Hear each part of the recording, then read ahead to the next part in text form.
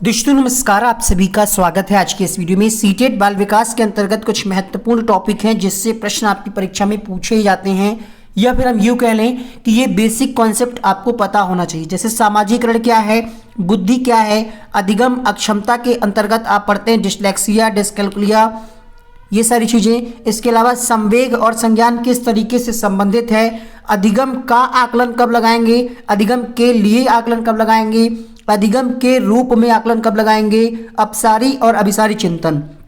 सिर्फ थ्योरी ही नहीं, इनसे संबंधित इंपॉर्टेंट क्वेश्चंस को भी हम टॉपिक वाइज कवर करेंगे। तो लगभग 5 से 6 टॉपिक हैं, यानी ये वीडियो आपको लगभग 1 घंटे का मिलने वाला है। कंप्लीट वॉच कर लीजिएगा, इंपॉर्टेंट पॉइंट्स के नोट्स भी बना लीजिएगा। यहाँ से पक्का आपकी परीक्षा में लगभग 10 प्रश्न पूछे जाएंगे, कुछ डायरेक्टली कुछ इनडायरेक्टली। तो वीडियो को कंप्लीट देखिए, अपने दोस्तों तक शेयर भी कर दीजिएगा। चैनल पे पहली बार आए हैं, नीचे कमेंट बॉक्स में एक पापा वीडियोस की लिंक मिल जाएगी, उसको देख लीजिएगा। पेपर से पहले 100 से अधिक नंबर आप आराम से ले आएंगे। तो चलिए शुरू करते हैं। सबसे पहले हम जानते हैं सामाजिकरण क्या है, एल्बर्ट बंडूरा का सिद्धांत क्या है, फिर बुद्धि, फिर सारे टॉपिक एक एक करके कवर करते हैं। समाजीकरण है क्या ये, तो आपको पता है, आपने बहुत पहले से ही ये चीज पढ़ी होगी कि मनुष्य एक सामाजिक प्राणी है ना।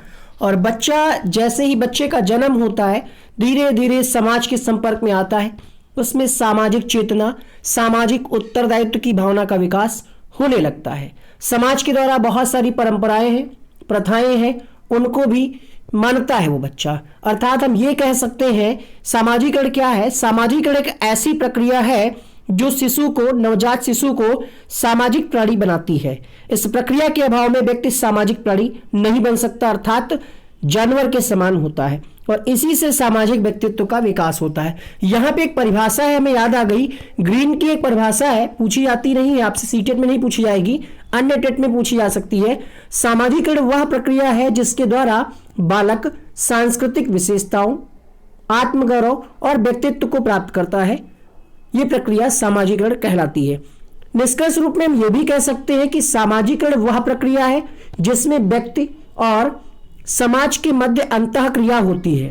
व्यक्ति समाज की भाषा, रहन सहन, खान पान और आचरण विधियां, रीति रिवाज इत्यादि चीजों को सीखता है और समाज के साथ समायोजित करता है। यहाँ पे एक प्रश्न पूछा जाता है, उसकी भी हम चर्चा करेंगे। पहले जान लीजिए यहाँ पे कुछ और इंपॉर्टेंट पॉइंट्स को।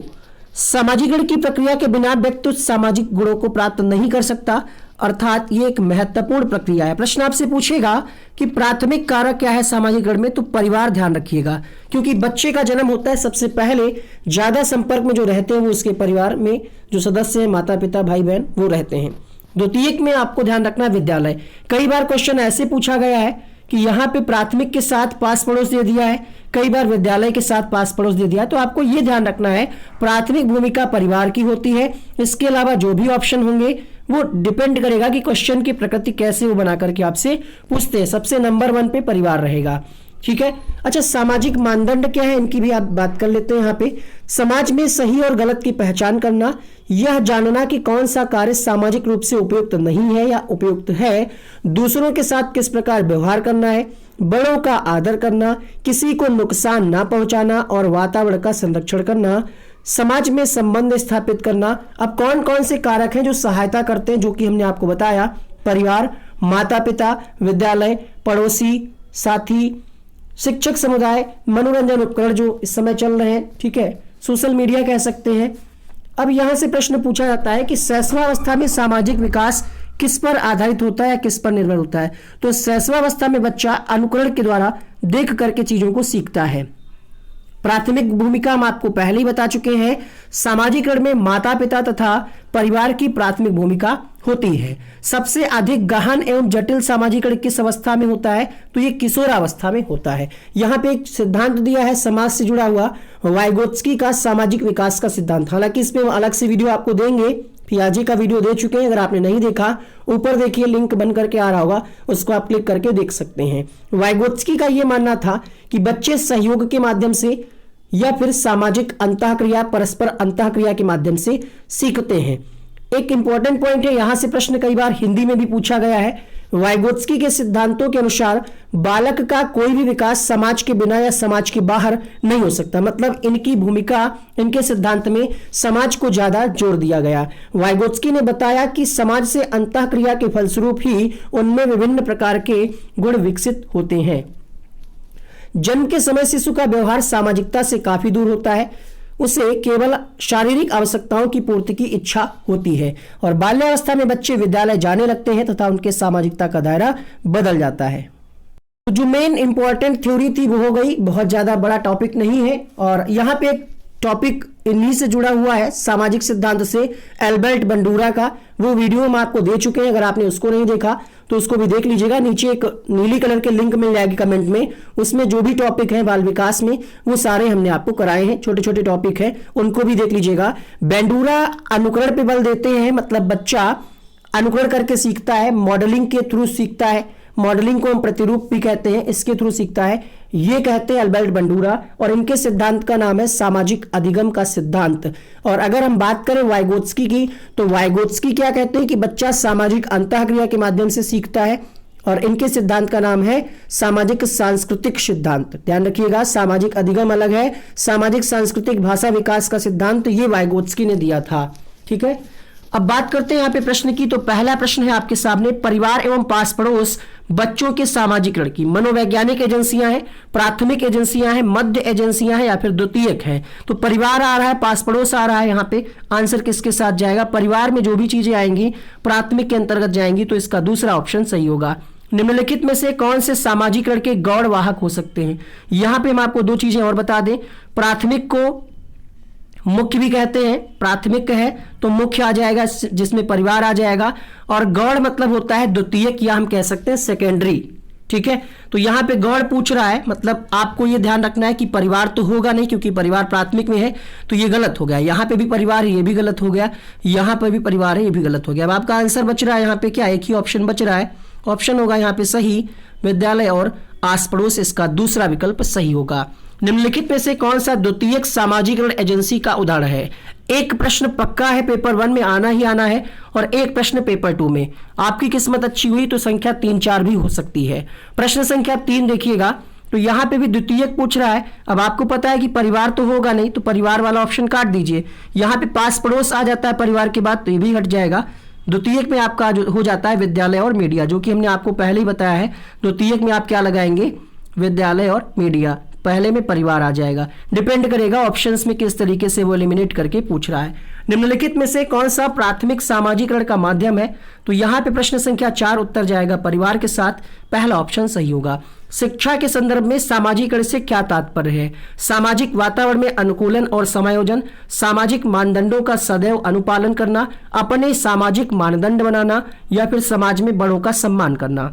क्वेश्चन नंबर 5 आपके सामने, तो आंसर जाएगा सामाजिक वातावरण में अनुकूलन और समायोजन करना ही सामाजिकरण कहलाता है। निम्नलिखित में से किस अवस्था में बच्चे समवयस्क समूह के सक्रिय सदस्य हो जाते हैं? अगर इसकी बात करें तो यह प्रश्न थोड़ा सा विवादों में रहता है। एनसीईआरटी भी हमने चेक किया, ऑफिशियली भी चेक किया, किशोरावस्था आंसर इसको मिलता है, बट कई बार इसका आंसर अन्य किताबों में कहीं कहीं आपको बाल्यावस्था देखने को मिलता है। प्रश्न पूछ रहा है कि इस अवस्था में बच्चे अपने समवयस्क समूह के सक्रिय सदस्य, तो यहाँ पे ऑफिशियली आंसर के हिसाब से किशोरावस्था होना चाहिए। प्रश्न संख्या 7 देखिएगा, सामाजिकरण वह प्रक्रिया है जिसमें बच्चे और वयस्क सीखते हैं। कैसे सीखते हैं? परिवार से, विद्यालय से, साथियों से, या फिर इन सभी से? तो इन सभी से सीखते हैं, आंसर जाएगा चौथा विकल्प। अगला देखिएगा, बच्चों को सीखने की प्रक्रिया में माता पिता की भूमिका होनी चाहिए। नकारात्मक, अग्रोन्मुखी, सहानुभूतिपूर्ण, या फिर तटस्थ। क्वेश्चन नंबर 8 है आपकी स्क्रीन पे, तो माता पिता की भूमिका अग्रोन्मुखी होनी चाहिए, नकारात्मक नहीं होगा। सहानुभूति आपको नहीं दिखानी है, आप प्रायोरिटी हैं, आपकी जिम्मेदारी है। शुरुआत में बच्चा आपके संपर्क में ज्यादातर रहेगा। निम्न में से कौन सा बच्चे की सामाजिक मनोवैज्ञानिक आवश्यकताओं के संबंध में नहीं है? सामाजिक अनुमोदन अथवा सराहना की आवश्यकता बिल्कुल है, संवेगात्मक सुरक्षा भी है, सानिध्य भी है, बट शरीर से अपशिष्ट पदार्थों को ये आप नियमित रूप से निकाल रहे हैं, ये सामाजिक नहीं बल्कि शारीरिक आवश्यकता है, तो यहाँ पे तीसरा विकल्प सही होगा। मानव विकास किन दोनों के योगदान का परिणाम है?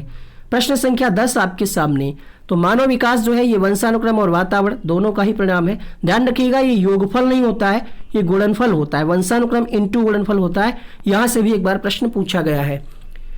जिस प्रक्रिया में व्यक्ति दूसरों के व्यवहार को देखकर सीखता है, ना कि प्रत्यक्ष अनुभव से, उसको क्या कहते हैं? Question number 11। दूसरों के व्यवहार को जब आप देख करके सीख रहे हैं उसको हम सामाजिक अधिगम कहेंगे। पहला ऑप्शन यहाँ पे सही होगा। परिवार एक साधन है अनौपचारिक शिक्षा का, औपचारिक शिक्षा का, दूरस्थ शिक्षा का, या फिर गैर औपचारिक। तो परिवार में जो आप सीखते हैं उसका कोई सिलेबस नहीं होता है, कोई टाइम फिक्स नहीं होता है, और जहां पे ना सिलेबस हो, ना टाइम फिक्स हो, ना आकलन मूल्यांकन हो, तो वहां पे अनौपचारिक हो जाएगा। 12 का यहाँ पे पहला ऑप्शन सही होगा। औपचारिक पूछे तो आप विद्यालय लगा सकते हैं। सामाजिक सीखने का सिद्धांत किसने दिया? हरलाक, पियाजे, बेंडूरा, थॉर्नडाइक। तो यहाँ पे वाइगोत्स्की का नाम ही दिया नहीं है ऑप्शन में, तो आप बेंडूरा के साथ जाएंगे। सामाजिक अधिगम का सिद्धांत बेंडूरा के द्वारा दिया गया। कनाडा के निवासी थे और इन्होंने प्रतिरूप यानी मॉडलिंग की बात करी है। एक शिक्षक विद्यार्थियों में सामाजिक मूल्यों को विकसित कैसे करेगा? महान व्यक्तियों के बारे में बोलकर, अनुशासन की अनुभूति को विकसित कर, आदर्श रूप से बर्ताव कर, या फिर अच्छी कहानियां सुना करके। एक शिक्षक विद्यार्थियों में सामाजिक मूल्यों का कैसे विकास करेगा? स्वयं अच्छा व्यवहार करेगा तो बच्चे अनुकरण के द्वारा सीखेंगे चीजों को और उनका भी व्यवहार अच्छा होगा। कृतिका अक्सर घर में ज्यादा बात नहीं करती, लेकिन विद्यालय में वो काफी बात करती है। पहला ऑप्शन है विद्यालय हर समय बच्चों को खूब बात करने का अवसर देता है। शिक्षकों की यह मांग होती है कि बच्चे विद्यालय में खूब बातें करें। कृतिका का अपना घर बिल्कुल पसंद नहीं है। अब जहां पे आपकी बात को सुना जाएगा वहीं तो आप बोलेंगे, तो यहाँ पे आंसर जाएगा उसके विचारों को विद्यालय में मान्यता मिलती है। शिक्षा के संदर्भ में सामाजिकरण से क्या तात्पर्य है?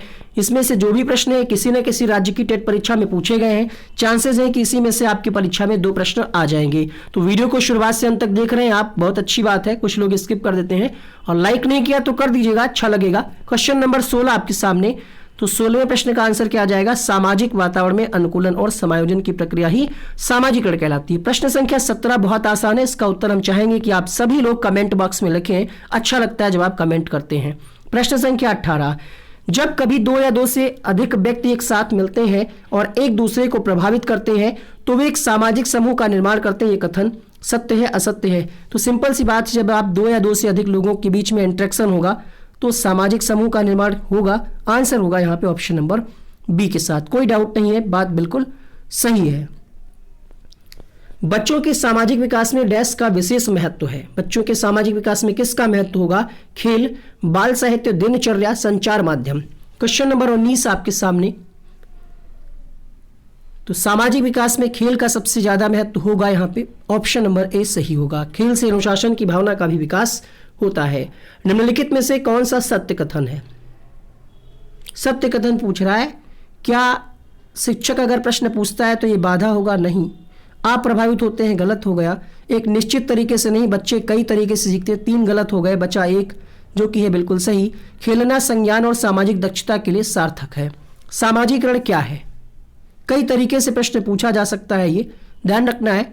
परिवर्तन नहीं है, ठीक है। आप समाज के द्वारा जो मानदंड बनाए गए हैं उनके साथ आप खुद को ढाल पाए, यही है सामाजिकरण। तो इसका डी ऑप्शन सही होगा। अगला देखिएगा क्वेश्चन नंबर 22, सबसे अधिक गहन और जटिल सामाजिकरण होता है किशोरावस्था के दौरान, पूर्व बाल्यावस्था के दौरान, प्रौढ़ावस्था के दौरान, व्यक्ति के पूरे जीवन काल में। प्रश्न संख्या 22 आपके सामने, सही जवाब मिलेगा क्वेश्चन नंबर 22 के लिए। किशोरावस्था के दौरान सबसे ज्यादा, क्योंकि इसमें बहुत ज्यादा परिवर्तन होते हैं। समझ में नहीं आता इस अवस्था में कि इंटर के बाद कौन से विषय लें, और भी बहुत सारे परिवर्तन होते हैं जिसकी वजह से इसको सबसे जटिल सामाजिकरण की अवस्था कहा गया। शिक्षकों को यह सलाह दी जाती है कि वे अपने शिक्षार्थियों को सामूहिक गतिविधियों में शामिल करें, क्योंकि सीखने को सुगम बनाने के अतिरिक्त ये डैश में भी सहायता करेगा। तो सीखने के अलावा अगर बच्चा सामूहिक गतिविधियों में शामिल हो रहा है तो इससे बच्चे का सामाजिकरण भी हो रहा है। आंसर होगा ऑप्शन नंबर बी। दुश्चिंतता क्या होता है? दू मतलब होता है खराब, है ना। खराब चिंताएं वही होती है दुश्चिंतताएं। आपको टेंशन रहती है हाई सीटेड कैसे पास करेंगे, अब तो बहुत कम समय बचा है, या कुछ भी आप परेशान रहते हैं अंदर ही अंदर, जो बुरी चिंताएं होती हैं वही होती है दुश्चिंतता। क्वेश्चन नंबर 24 है, किसी भी बालक के मानसिक रूप से अस्वस्थ होने का क्या कारण है? अब हो सकता है परिवार का वातावरण ठीक ना हो, कक्षा का वातावरण ठीक ना हो, पास पड़ोस का, तो ये तीनों ही कारक जिम्मेदार है। उत्तर जाएगा डी के साथ। निम्नलिखित में से कौन सी संस्था सामाजिक परंपराओं के हस्तांतरण में सबसे अधिक योगदान करती है? जब तक हम क्वेश्चन पढ़ते हैं तब तक आपका आंसर आ जाना चाहिए। क्वेश्चन नंबर 25 आपके सामने, तो परिवार की महत्वपूर्ण भूमिका है, आंसर होगा पहला ऑप्शन। सामाजिकरण में सम्मिलित है सांस्कृतिक संचरण और डैश। और जो भी अगर आपको किसी भी टॉपिक में डाउट लग रहा है कमेंट करके बताइएगा, कोशिश करेंगे कि अगले 2-3 दिनों में उस पर हम डिटेल वीडियो आपको दे पाएं। कमेंट करके अपना डाउट वाला टॉपिक जरूर बताइएगा ताकि हमें पता चले कि आपको सबसे ज़्यादा दिक्कत कहाँ पे होती है। प्रश्न संख्या 26 आपके सामने, तो आंसर जाएगा बच्चों को लेबलों में समायोजित करना। ठीक है, निरुत्साहित नेगेटिव हो गया। ठीक है, व्यक्तित्व विकास, संवेगात्मक समर्थन, तो यहां पे सही जवाब होगा ऑप्शन नंबर सी, क्योंकि हम बच्चे को क्या करते हैं, समायोजन करते हैं सामाजिकरण के अंतर्गत। तो यहाँ पे तीसरा ऑप्शन सही होगा। सिर्फ व्यक्तित्व का विकास ही सामाजिकरण नहीं है, लेवलों में मतलब एक स्तर के अनुसार बच्चे को हम समायोजित कर पाए। प्रश्न संख्या 27, सीटेट ने ही प्रश्न को पूछा है, ऐसे भी प्रश्न आपकी परीक्षा में आ सकते हैं, पढ़ लीजिए फटाफट से। पूछ रहा है सबसे उपयुक्त साधन क्या है? सोशल मीडिया, जैसे आप मोबाइल में ये क्लास देख रहे हैं, यूट्यूब पे आप पढ़ते हैं, अनअकैडमी पे आप पढ़ते हैं, अन्य प्लेटफॉर्म है, बुक से आप पढ़ते हैं, वो एक अलग मैटर है बुक वाला। बट यहाँ पे जन संचार माध्यम जो सोशल मीडिया है, इससे क्या है, केवल लिखा है, बात गलत हो गई। विक्रय क्रय वाली बात यहाँ से उससे कोई खास फर्क नहीं पड़ता। यहाँ पे कहा जा रहा अंतःक्रिया नहीं कर सकते, बात गलत हो गई। तो सबसे बेहतर ऑप्शन है यहाँ पे कि जन संचार माध्यमों की पहुंच बढ़ रही है। जन संचार माध्यम अभिवृत्तियों, मूल्यों और विश्वासों को प्रभावित करता है, इसलिए बी ऑप्शन सही होगा। निम्नलिखित में से कौन सा सामाजिकरण का एक महत्वपूर्ण कारक है? प्रश्न शायद रिपीट हो गया है यहाँ पे, बट आंसर आप जानते हैं परिवार होगा। सामाजिकरण की प्रक्रिया में शामिल नहीं है। क्वेश्चन नंबर 29, तो सामाजिकरण में आनुवांशिक संचरण शामिल नहीं है। बच्चे को जैसा माहौल देंगे, जिस तरीके से उसको माहौल मिलेगा, उस तरीके से वो एडजस्ट करना सीख जाएगा। तो यहाँ पे बी ऑप्शन सही होगा। निम्नलिखित में से कौन प्रारंभिक बाल्यावस्था अवधि के दौरान उन भूमिकाओं एवं व्यवहारों के बारे में जानकारी प्रदान करते हैं जो एक समूह में है? मतलब बाल्यावस्था में बच्चा किनके संपर्क में ज़्यादा रहता है, यही तो पूछना चाह रहा है, ग्रुप में दिया हुआ है। तो सबसे ज़्यादा संपर्क में रहता है बच्चा माता पिता के, उसके बाद भाई बहन, है ना, साथी के पास तो बाद में जाएगा ना, अध्यापक के पास भी बाद में जाएगा। तो माता पिता और भाई बहन, इसका ऑप्शन नंबर डी सही होगा। अगला प्रश्न देखिएगा, निम्नलिखित में से कौन सा बच्चों के सामाजिकरण के प्रगतिशील मॉडल के संदर्भ में सही नहीं है? सही नहीं है पूछ रहा है। समूह में सक्रिय सहभागिता, ठीक है बात। प्रजातंत्र वाली बात अच्छी है, बच्चों को मौका मिलना चाहिए, प्रजातांत्रिक माहौल मिलना चाहिए। सामाजिक नियमों का अधिग्रहण सही है, बट ऐसा कोई जरूरी नहीं है कि जो आप बताएं बच्चा हर चीज को वैसे ही सीखे। बच्चे विद्यालय में बताई गई बातों को स्वीकार करते हैं, ये बात तो ठीक थी, लेकिन ऐसा नहीं कि आप कुछ भी बता दें स्वीकार करें, है ना। सामाजिक पृष्ठभूमि का भी यहाँ पे प्रभाव पड़ता है। तो यहाँ पे ऑप्शन नंबर बी सही होगा, क्योंकि क्वेश्चन नकारात्मक था। सामाजिकरण एक प्रक्रिया है, किस चीज की प्रक्रिया है? मित्रों को सामाजिक बनाने की, मूल्यों, विश्वासों तथा अपेक्षाओं को अर्जित करने की, घुलने मिलने तथा समायोजन की, या फिर एक समाज की संस्कृति की आलोचना करना सीखने की। क्वेश्चन नंबर 32, आंसर होगा यहाँ पे मूल्यों, विश्वासों तथा अपेक्षाओं को अर्जित करने की। ये मूल्य और विश्वास, ये अपेक्षा, ये किस संदर्भ में आप किससे सीखते हैं? तो ये समाज में ही आप चीज़ों को सीखते हैं। पहला ऑप्शन यहाँ पे सही होगा। अगला देखिएगा, क्वेश्चन नंबर 33, सामाजिकरण की निष्क्रिय एजेंसी क्या है? निष्क्रिय मतलब जहां पे सामाजिकरण ना हो बच्चे का। स्वास्थ्य क्लब में आप देखे होंगे 2 या 2 से अधिक लोग होते हैं स्वास्थ्य क्लब में। परिवार तो है ही। इको क्लब मतलब, इको का मतलब होता है पर्यावरण से जुड़ा क्लब होता है, जहां पे हम पर्यावरण के बारे में लोगों को जागरूक करते हैं। सार्वजनिक पुस्तकालय में आप गए हैं, अपनी किताब आपने इशू कराई और बैठ करके पढ़ने लगे, वहां पे आप ग्रुप में थोड़ी पढ़ते हैं, वहां पे तो आप अपनी अपनी किताब पढ़ते हैं। तो यहाँ पे ये निष्क्रिय हो जाता है, इसलिए इसका ऑप्शन नंबर डी सही होगा। क्वेश्चन नंबर अगला देखिएगा, सामाजिक अधिगम का सिद्धांत तो एल्बर्ट बंडूरा के द्वारा दिया गया 1977 में, और ये कनाडा के निवासी थे। अगर हम बात करें इनके प्रयोग की, तो उन्होंने निर्जीव गुड़िया, बॉबी डॉल और जीवित जोकर पर इन्होंने अपने प्रयोग किए। प्रयोग के आधार पर इन्होंने ये निष्कर्ष निकाला कि बच्चा अनुकरण के माध्यम से सीखता है। जिस तरीके का वो देखेगा माहौल, उसी तरीके को वो अपने व्यवहार में वो अर्जित कर लेगा। इसी को यहाँ पे समझाया गया है। सामाजिक अधिगम का अर्थ मतलब दूसरों को देखकर उनके अनुरूप व्यवहार करने के कारण दूसरों के व्यवहार को अपने जीवन में उतारना।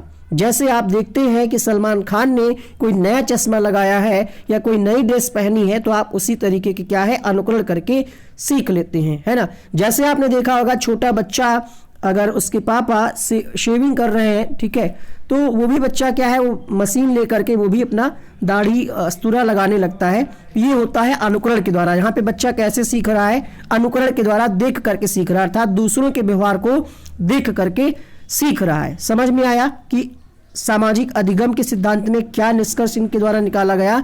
ये अपने सिद्धांत में मॉडल की बात करते हैं, जिसको हिंदी में हम प्रतिमान कहते हैं। बात करते हैं इसके अन्य नाम क्या है, तो अवलोकनात्मक अधिगम का सिद्धांत, अवलोकन का सिद्धांत कह सकते हैं क्योंकि बच्चा ऑब्जर्व करके यहाँ से सीखता है।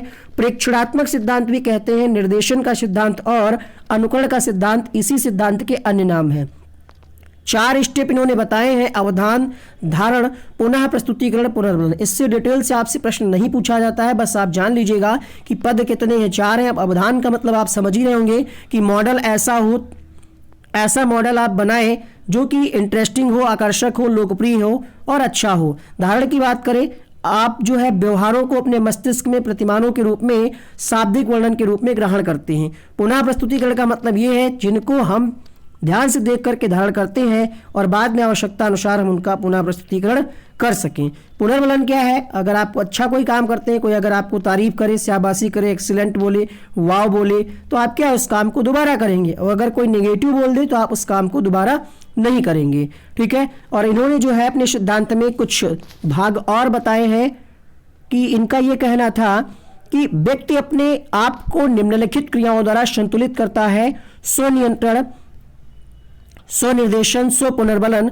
ये आपके सिलेबस में नहीं है, इसलिए इसको डिटेल से नहीं बताएंगे। सामाजिक अधिगम का महत्व क्या है, इससे क्या होता है कि बुरे व्यवहार बच्चे के आसपास भटकने ना दें, स्वनियंत्रण की विधि अपनाएं, शिक्षक छात्रों के सामने आदर्श व्यवहार वाले प्रतिमान यानी मॉडल प्रस्तुत करें। यही इसका पासवर्ड है, अगर कहीं भी इसका प्रयोग मिल रहा है तो समझ लीजिएगा वो बंडूरा से ही संबंधित होगा। पहला प्रश्न है आपके सामने, एल्बर्ट बंडूरा निवासी थे, तो एल्बर्ट बंडूरा कनाडा के निवासी थे, ऑप्शन नंबर बी सही होगा। दूसरा प्रश्न है, एल्बर्ट बंडूरा ने प्रयोग किया कुत्ते पर, गुड़िया पर, जोकर पर या फिर बी और सी दोनों पर, तो एल्बर्ट बंडूरा का जो प्रयोग था वो गुड़िया पर और जोकर पर दोनों पर था, इसलिए इसका ऑप्शन नंबर डी सही होगा। सामाजिक अधिगम का सिद्धांत किसने दिया, तो यहाँ पे आपको ध्यान रखना है जब सामाजिक अधिगम कहेगा तो आप एल्बर्ट बंडूरा लगाएंगे, लेकिन अगर सामाजिक सांस्कृतिक अधिगम का सिद्धांत कह दे तो आप क्या लगाएंगे, वाइगोत्स्की। वाइगोत्स्की का ये मानना था कि बच्चे सामाजिक अंतःक्रिया के माध्यम से सीखते हैं, परस्पर सहयोग के माध्यम से सीखते हैं, और बंडूरा का ये मानना था कि बच्चे अनुकरण के द्वारा सीखते हैं। इतना अंतर है, ध्यान रखिएगा। चौथा प्रश्न है, बंडूरा के अनुसार अनुकरण की प्रक्रिया के कितने चरण हैं, तो 4 चरण हमने आपको बताए हैं। अगला प्रश्न देखिएगा, एल्बर्ट बंडूरा ने अपना सिद्धांत कब दिया, तो 1994, 1977, 1897, 1920, तो उन्होंने अपना सिद्धांत दिया 1977 में। जिस माध्यम से बच्चा अनुकरण के द्वारा सीखता है उसे एल्बर्ट बंडूरा ने क्या कहा, उत्पाद, मॉडल, स्कीमा, पुनर्बलन। तो अभी हमने आपको पासवर्ड बताया, उसको उन्होंने मॉडल कहा है, ऑप्शन नंबर बी सही होगा। Social foundation of thought and action पुस्तक किसकी है, जीन पियाजे, अरस्तु, एल्बर्ट बंडूरा, कोहलबर्ग, तो ये पुस्तक है एल्बर्ट बंडूरा की, ऑप्शन नंबर सी सही होगा। डैश के अनुसार बच्चों के चिंतन के बारे में सामाजिक प्रक्रियाओं तथा सांस्कृतिक संदर्भ के प्रभाव को समझना आवश्यक है। ये प्रश्न हमने इसलिए रखा है ताकि आप दोनों में अंतर को समझ पाएं। इसका आंसर बंडूरा नहीं होगा, इसका आंसर वाइगोत्स्की होगा, क्योंकि यहाँ पे मेंशन किया गया है सांस्कृतिक संदर्भ और सामाजिक प्रक्रियाएं, तो यहाँ पे अनुकरण की बात, मॉडल की बात नहीं कही गई, सामाजिक सांस्कृतिक की बात वाइगोत्स्की ने अपने सिद्धांत में कही थी, तो यहाँ पे आंसर तीसरा विकल्प जाएगा। बच्चों को संकेत देना तथा आवश्यकता पड़ने पर सहयोग प्रदान करना निम्नलिखित में से किसका उदाहरण है। ये भी प्रश्न इसीलिए रखा है ताकि आप अंतर को समझ पाए। ऑप्शन में यहाँ पे मॉडलिंग भी है, बट ये इसका सही उत्तर नहीं है, क्योंकि ये भी प्रश्न किससे है, वाइगोत्स्की से है, तो यहाँ पे आंसर क्या जाएगा, स्कैफोल्डिंग के साथ, क्योंकि यहाँ पे बात करी जा रही है सहयोग प्रदान करने की। तो अंतर को समझते हुए चलिएगा।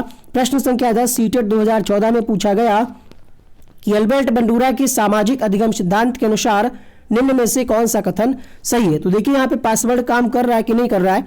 क्वेश्चन नंबर 10 आपके सामने मॉडलिंग की बात पहले ही ऑप्शन में लिखी हुई है कि बच्चों के सीखने के लिए प्रतिरूपण मॉडलिंग एक मुख्य तरीका है। दो चीजें आपको ध्यान में रखनी है, या तो ऑप्शन में कहीं ना कहीं मॉडलिंग लिखा होगा, मॉडलिंग नहीं लिखा होगा तो प्रतिरूपण लिखा होगा, या हो सकता है दोनों लिखे हो, या अनुकरण की बात कही जा रही हो। बस ये इनका पासवर्ड ध्यान रखिएगा, क्वेश्चन कभी गलत नहीं होगा। और जो हमने इस सिद्धांत के अन्य नाम बताए हैं इसको अपनी कॉपी में नोट कर लीजिए। उम्मीद करते हैं क्लास आपको कि ये जो आप पढ़ते हैं डिसकैलकुलिया, डिसलेक्सिया, अप्रेक्सिया, इसका अध्ययन सबसे पहले किसने किया, इसकी बात सबसे पहले किसने की, तो एक मनोवैज्ञानिक थे जिनका नाम था सैमुअल अलेक्जेंडर किर्क, जिनकी तस्वीर आप यहाँ पे देख पा रहे होंगे। 1963 में अधिगम अक्षमता का संप्रत्यय सबसे पहले अमेरिका के वैज्ञानिक सैमुअल किर्क के द्वारा दिया गया। इंपॉर्टेंट पॉइंट ध्यान रखिएगा। अब यहाँ पे हम बात करते हैं डिस्ग्राफिया क्या है, ट्रिक भी आपको बताएंगे ताकि आप ट्रिक से भी बहुत ही कम समय में क्वेश्चंस के आंसर को सॉल्व कर पाए। क्वेश्चन तो आपको कराया ही जाएगा।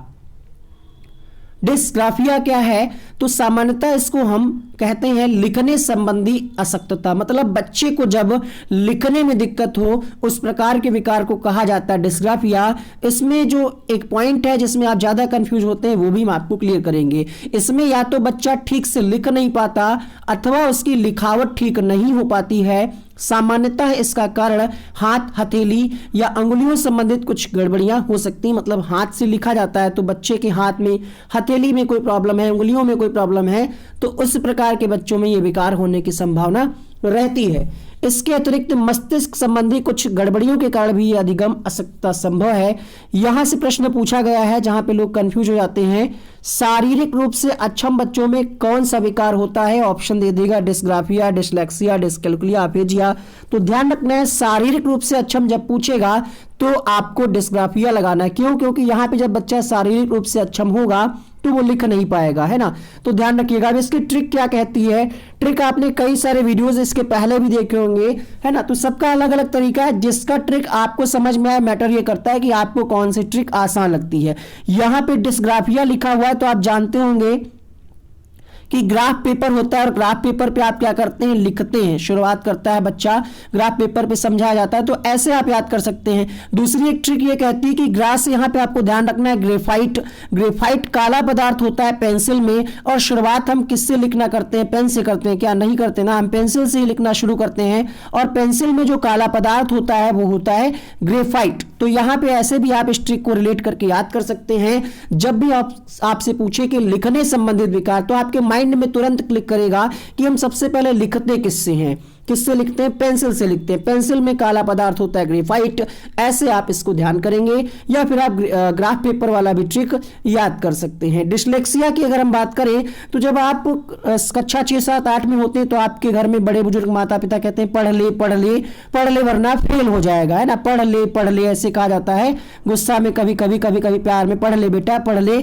तो पढ़ ले का मतलब क्या हुआ, पढ़ ले मतलब डिश ले आ रहा है यहाँ पे, अर्थात पढ़ ले, अर्थात ये हो जाएगा पठन संबंधी समस्या, है ना। कई सारी आपने ट्रिक्स पढ़ी होगी कि कुछ लोग आपको ये भी बताते होंगे कि लक्स को बच्चा पढ़ता है ना, लक्स को बच्चा लुक्स पढ़ता है। तो जैसे आपको याद रहे, जिस तरीके से आपको याद रहे वो तरीका आप नोट कर सकते हैं। तो आप ध्यान रखिएगा, मेरा तरीका यही है, पढ़ ले मतलब पठन संबंधी विकार। डिस्लेक्सिया क्या है, शिक्षक भर्ती में प्रश्न पूछा गया, तो जहां पे पढ़ने, लिखने और बोलने तीनों की समस्या हो किसी बालक में, वहां पे हम कहेंगे डिस्लेक्सिया। अगर तीनों नहीं, दो भी दिया हुआ है तो आप डिस्लेक्सिया के साथ जाएंगे।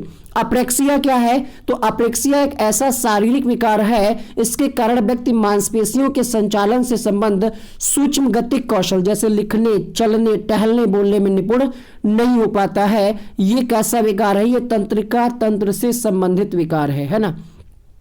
इसमें क्या होता है, बच्चा हाथ और आंखों के बीच संतुलन स्थापित नहीं कर पाता, इसको हम कहते हैं अप्रेक्सिया। ठीक है, किससे संबंधित है ये, सूक्ष्म गतिक कौशल से संबंधित। ध्यान रखिएगा, प्रश्न आपसे पूछेगा कि निम्नलिखित में से कौन सा सूक्ष्म गतिक कौशल से संबंधित विकार है, तब आप एप्रेक्सिया लगाइएगा। डिसकैलकुलिया आपके लिए बहुत आसान, कैलकुलेटर से आप रिलेट करके याद कर सकते हैं। कैलकुलेटर से हम क्या करते हैं, जोड़ते घटाते हैं और भी बहुत सारी क्रियाएं करते हैं जो गणित से संबंधित होती हैं। इसका एक और नाम है, इसको हम अकैलकुलिया भी कहते हैं, जो कि अगली स्लाइड में यहाँ पे लिखा हुआ है। इसको हम अकैलकुलिया भी कहते हैं। कई बार ऑप्शन इंग्लिश में ना लिख करके वो गणना संबंधी विकार लिख देता है, तो आप दोनों तरफ क्वेश्चंस को देखिएगा, हिंदी वाला भी और अंग्रेजी वाला भी। ठीक है, तो ये हो गया आपका गणना। बाकी आपकी परीक्षा में ना के बराबर है, यहाँ पे एक ये वाला प्रश्न पूछा जाता है अफेजिया। अफेजिया तो भाषा संबंधी समस्या है, भाषाघात भी ऑप्शन में लिखा होगा, इसको तो आप आसानी से याद कर सकते हैं ना। फेजिया लिखा हुआ है, ये भाषा से संबंधित हो जाएगा, ये आपको याद रहेगा अलग ही। बाकी यहाँ पे आप देख सकते हैं जैसा कि हमने आपको बताया कि प्रोजेरिया क्या है, तो कम आयु में वृद्धावस्था के लक्षण, मतलब कम आयु में ही बूढ़े लगने लगना, ये है प्रोजेरिया। बुलिमिया क्या है, भोजन ग्रहण संबंधी समस्या, ज्यादा भूख लगती है इसमें। डिमेंशिया क्या है, तर्क चिंतन स्मरण शक्ति का कमजोर होना। एडीएचडी क्या है, एडीएचडी का फुल फॉर्म आप यहाँ पे देख पा रहे होंगे, ठीक है, अवधान संबंधी समस्या, एक ही किसी चीज पे आपका ध्यान केंद्रित नहीं होता है, इसमें अवधान संबंधी समस्या होती है। एफेजिया क्या है, वाचन लेखन और भाषा में योग्यता है, वही भाषा से संबंधित अफेजिया जो आपने पढ़ा था, इसके बारे में हम आपको बता ही चुके हैं। डिसआर्थोग्राफिया क्या है, तो ये होता है वर्तनी विकार, ये आपसे पूछा नहीं गई है, बट ये आपसे अभी तक पूछे नहीं गए हैं, बट हमने सोचा इन चीज़ों को भी आपको थोड़ा सा जानकारी हो जाए, अगर प्रश्न पूछ लिया जाए तो आप करके आए वहाँ पे। सेल्यूलोग क्या है, ये स्वयं से बातें करना, कई बार हम आप सभी खुद से बातें करते रहते हैं, तो उस प्रकार की जो बीमारी है, जो विकार है, उसको हम सेल्यूलोग कहते हैं। डिस्मोर्फिया क्या है, स्वयं को ज़्यादा सुंदर, लंबा और ताकतवर समझना ही डिस्मोर्फिया कहलाता है। सोमनबुलिज्म क्या है, तो नींद में चलने की बीमारी है, आपने मूवी देखी होगी कई सारी जिसमें दिखाया जाता है कि नींद में कोई व्यक्ति चल रहा है ना। एमेंसिया क्या है, इसको कहते हैं भूलने की बीमारी। और इंसोम्निया क्या है, नींद ना आने की बीमारी। बहुत सारे लोग नींद आने के लिए क्या है, गोली का प्रयोग करते हैं, दवाई का प्रयोग करते हैं, वो होता है आपका, क्या होता है, इंसोम्निया, नींद ना आने की बीमारी। अब इससे संबंधित कुछ क्वेश्चंस को कराते हैं। पहला प्रश्न आपके सामने है, पठन वैफल्य बच्चों के प्राथमिक लक्षण क्या है। तो पठन वैफल्य लिखा है, आप थोड़ा सा यहाँ पे समझ नहीं पा रहे हैं। ऑप्शन है यहाँ पे न्यून अवधान विकार, अपसारी चिंतन, पढ़ने में धारा प्रवाहिता, धारा प्रवाह, पढ़ने की अक्षमता, या फिर एक ही गति विषय को बार बार दोहराना। तो यहाँ पे आप समझ गए होंगे इस प्रश्न का आंसर क्या जाएगा। क्वेश्चन नंबर 1 आपके सामने, धारा प्रवाह, पढ़ने की अक्षमता, पठन वैफल्य लिखा है तो पढ़ने की अक्षमता होगा ना, आंसर जाएगा यहाँ पे ऑप्शन नंबर सी के साथ। पठन वैफल्य मतलब क्या, पढ़ ले, डिसले, इंग्लिश में जब आप देखेंगे तो यहाँ पे डिसलेक्सिया लिखा हुआ मिलेगा। दूसरा प्रश्न आपके सामने, निम्नलिखित में से कौन सा व्यवहार बच्चे की अधिगम नियोगिता की पहचान करता है। अपमानजनक व्यवहार नहीं। देखिए अधिगम नियोगिता मतलब बच्चे को अधिगम में प्रॉब्लम किस ऑप्शन में आ रही है, मनोभाव का जल्दी जल्दी बदलना, ये कोई अधिगम नियोगिता नहीं है। तो यहाँ पे जब बच्चा डी को बी, वाच को सा और 21 को 12 लिखता है, ये वाली प्रॉब्लम अधिगम नियोगिता है। अगला प्रश्न देखिएगा, एक बच्चे की कॉपी में लिखने में विपरीत छवियां, दर्पण छवि आदि जैसी गलतियां मिलती हैं, इस प्रकार बच्चा लक्षण प्रदर्शित कर रहा है। विकल्प है यहाँ पे अधिगम में असक्तता के, अधिगम में कठिनाई के, अधिगम में समस्या के, अधिगम में असुविधा के। तो देखिए आप टीचर बनने जा रहे हैं, आपको मनोविज्ञान की भाषा के अंतर्गत कुछ शब्दों को चुनना है। अगर आप नॉर्मल व्यक्ति से पढ़ेंगे तो इसमें से कोई भी आंसर बता सकता है, बट जो मनोविज्ञान की शब्दावली उसके अंतर्गत इसको क्या कहा जाता है, अधिगम असक्तता, अधिगम संबंधी विकार कहा जाता है। पहला ऑप्शन यहाँ पे सही होगा। भाषा अवबोधन से संबंधित विकार कौन सा होगा, भाषा वाली बात यहाँ पे करी जा रही है, तो पठन वैफल्य तो होगा नहीं, है ना, और क्वेश्चन में ही आंसर छिपा हुआ है। भाषा मतलब भाषाघात, अफेजिया जिसको आप कहते हैं। चौथा विकल्प यहाँ पे सही होगा। अधिगम नियोगिता क्या है, पहला ऑप्शन समुचित निवेश के साथ सुधार योग्य नहीं होती, एक स्थिर अवस्था है, एक चर अवस्था है, जरूरी नहीं कि कार्य पद्धति की हानि करे। क्वेश्चन नंबर 5 आपके सामने, तो ये एक चर अवस्था है, ठीक है, आंसर होगा यहाँ पे तीसरा विकल्प।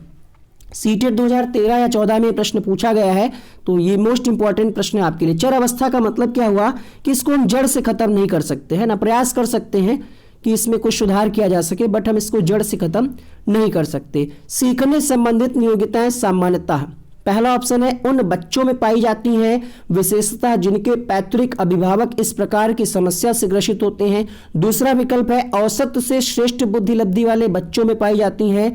लड़कियों, तो यहाँ पे तो भाई गलत बात है, लड़के लड़कियों का भेदभाव किया जा रहा है, यहाँ पे ग्रामीण शहरी की कोई बात ही नहीं है। तो आंसर जाएगा उन बच्चों में पाई जाती हैं जिनके पैतृक अभिभावक इस प्रकार की समस्या से ग्रसित हो सकते हैं, ऐसा माना जाता है। 7वां प्रश्न, एक बच्चा जो डैश से ग्रस्त है, सा और वाच न्यूक्लियर और अनक्लियर में अंतर नहीं कर सकता, तो ये कौन सा विकार होगा 7वें प्रश्न में।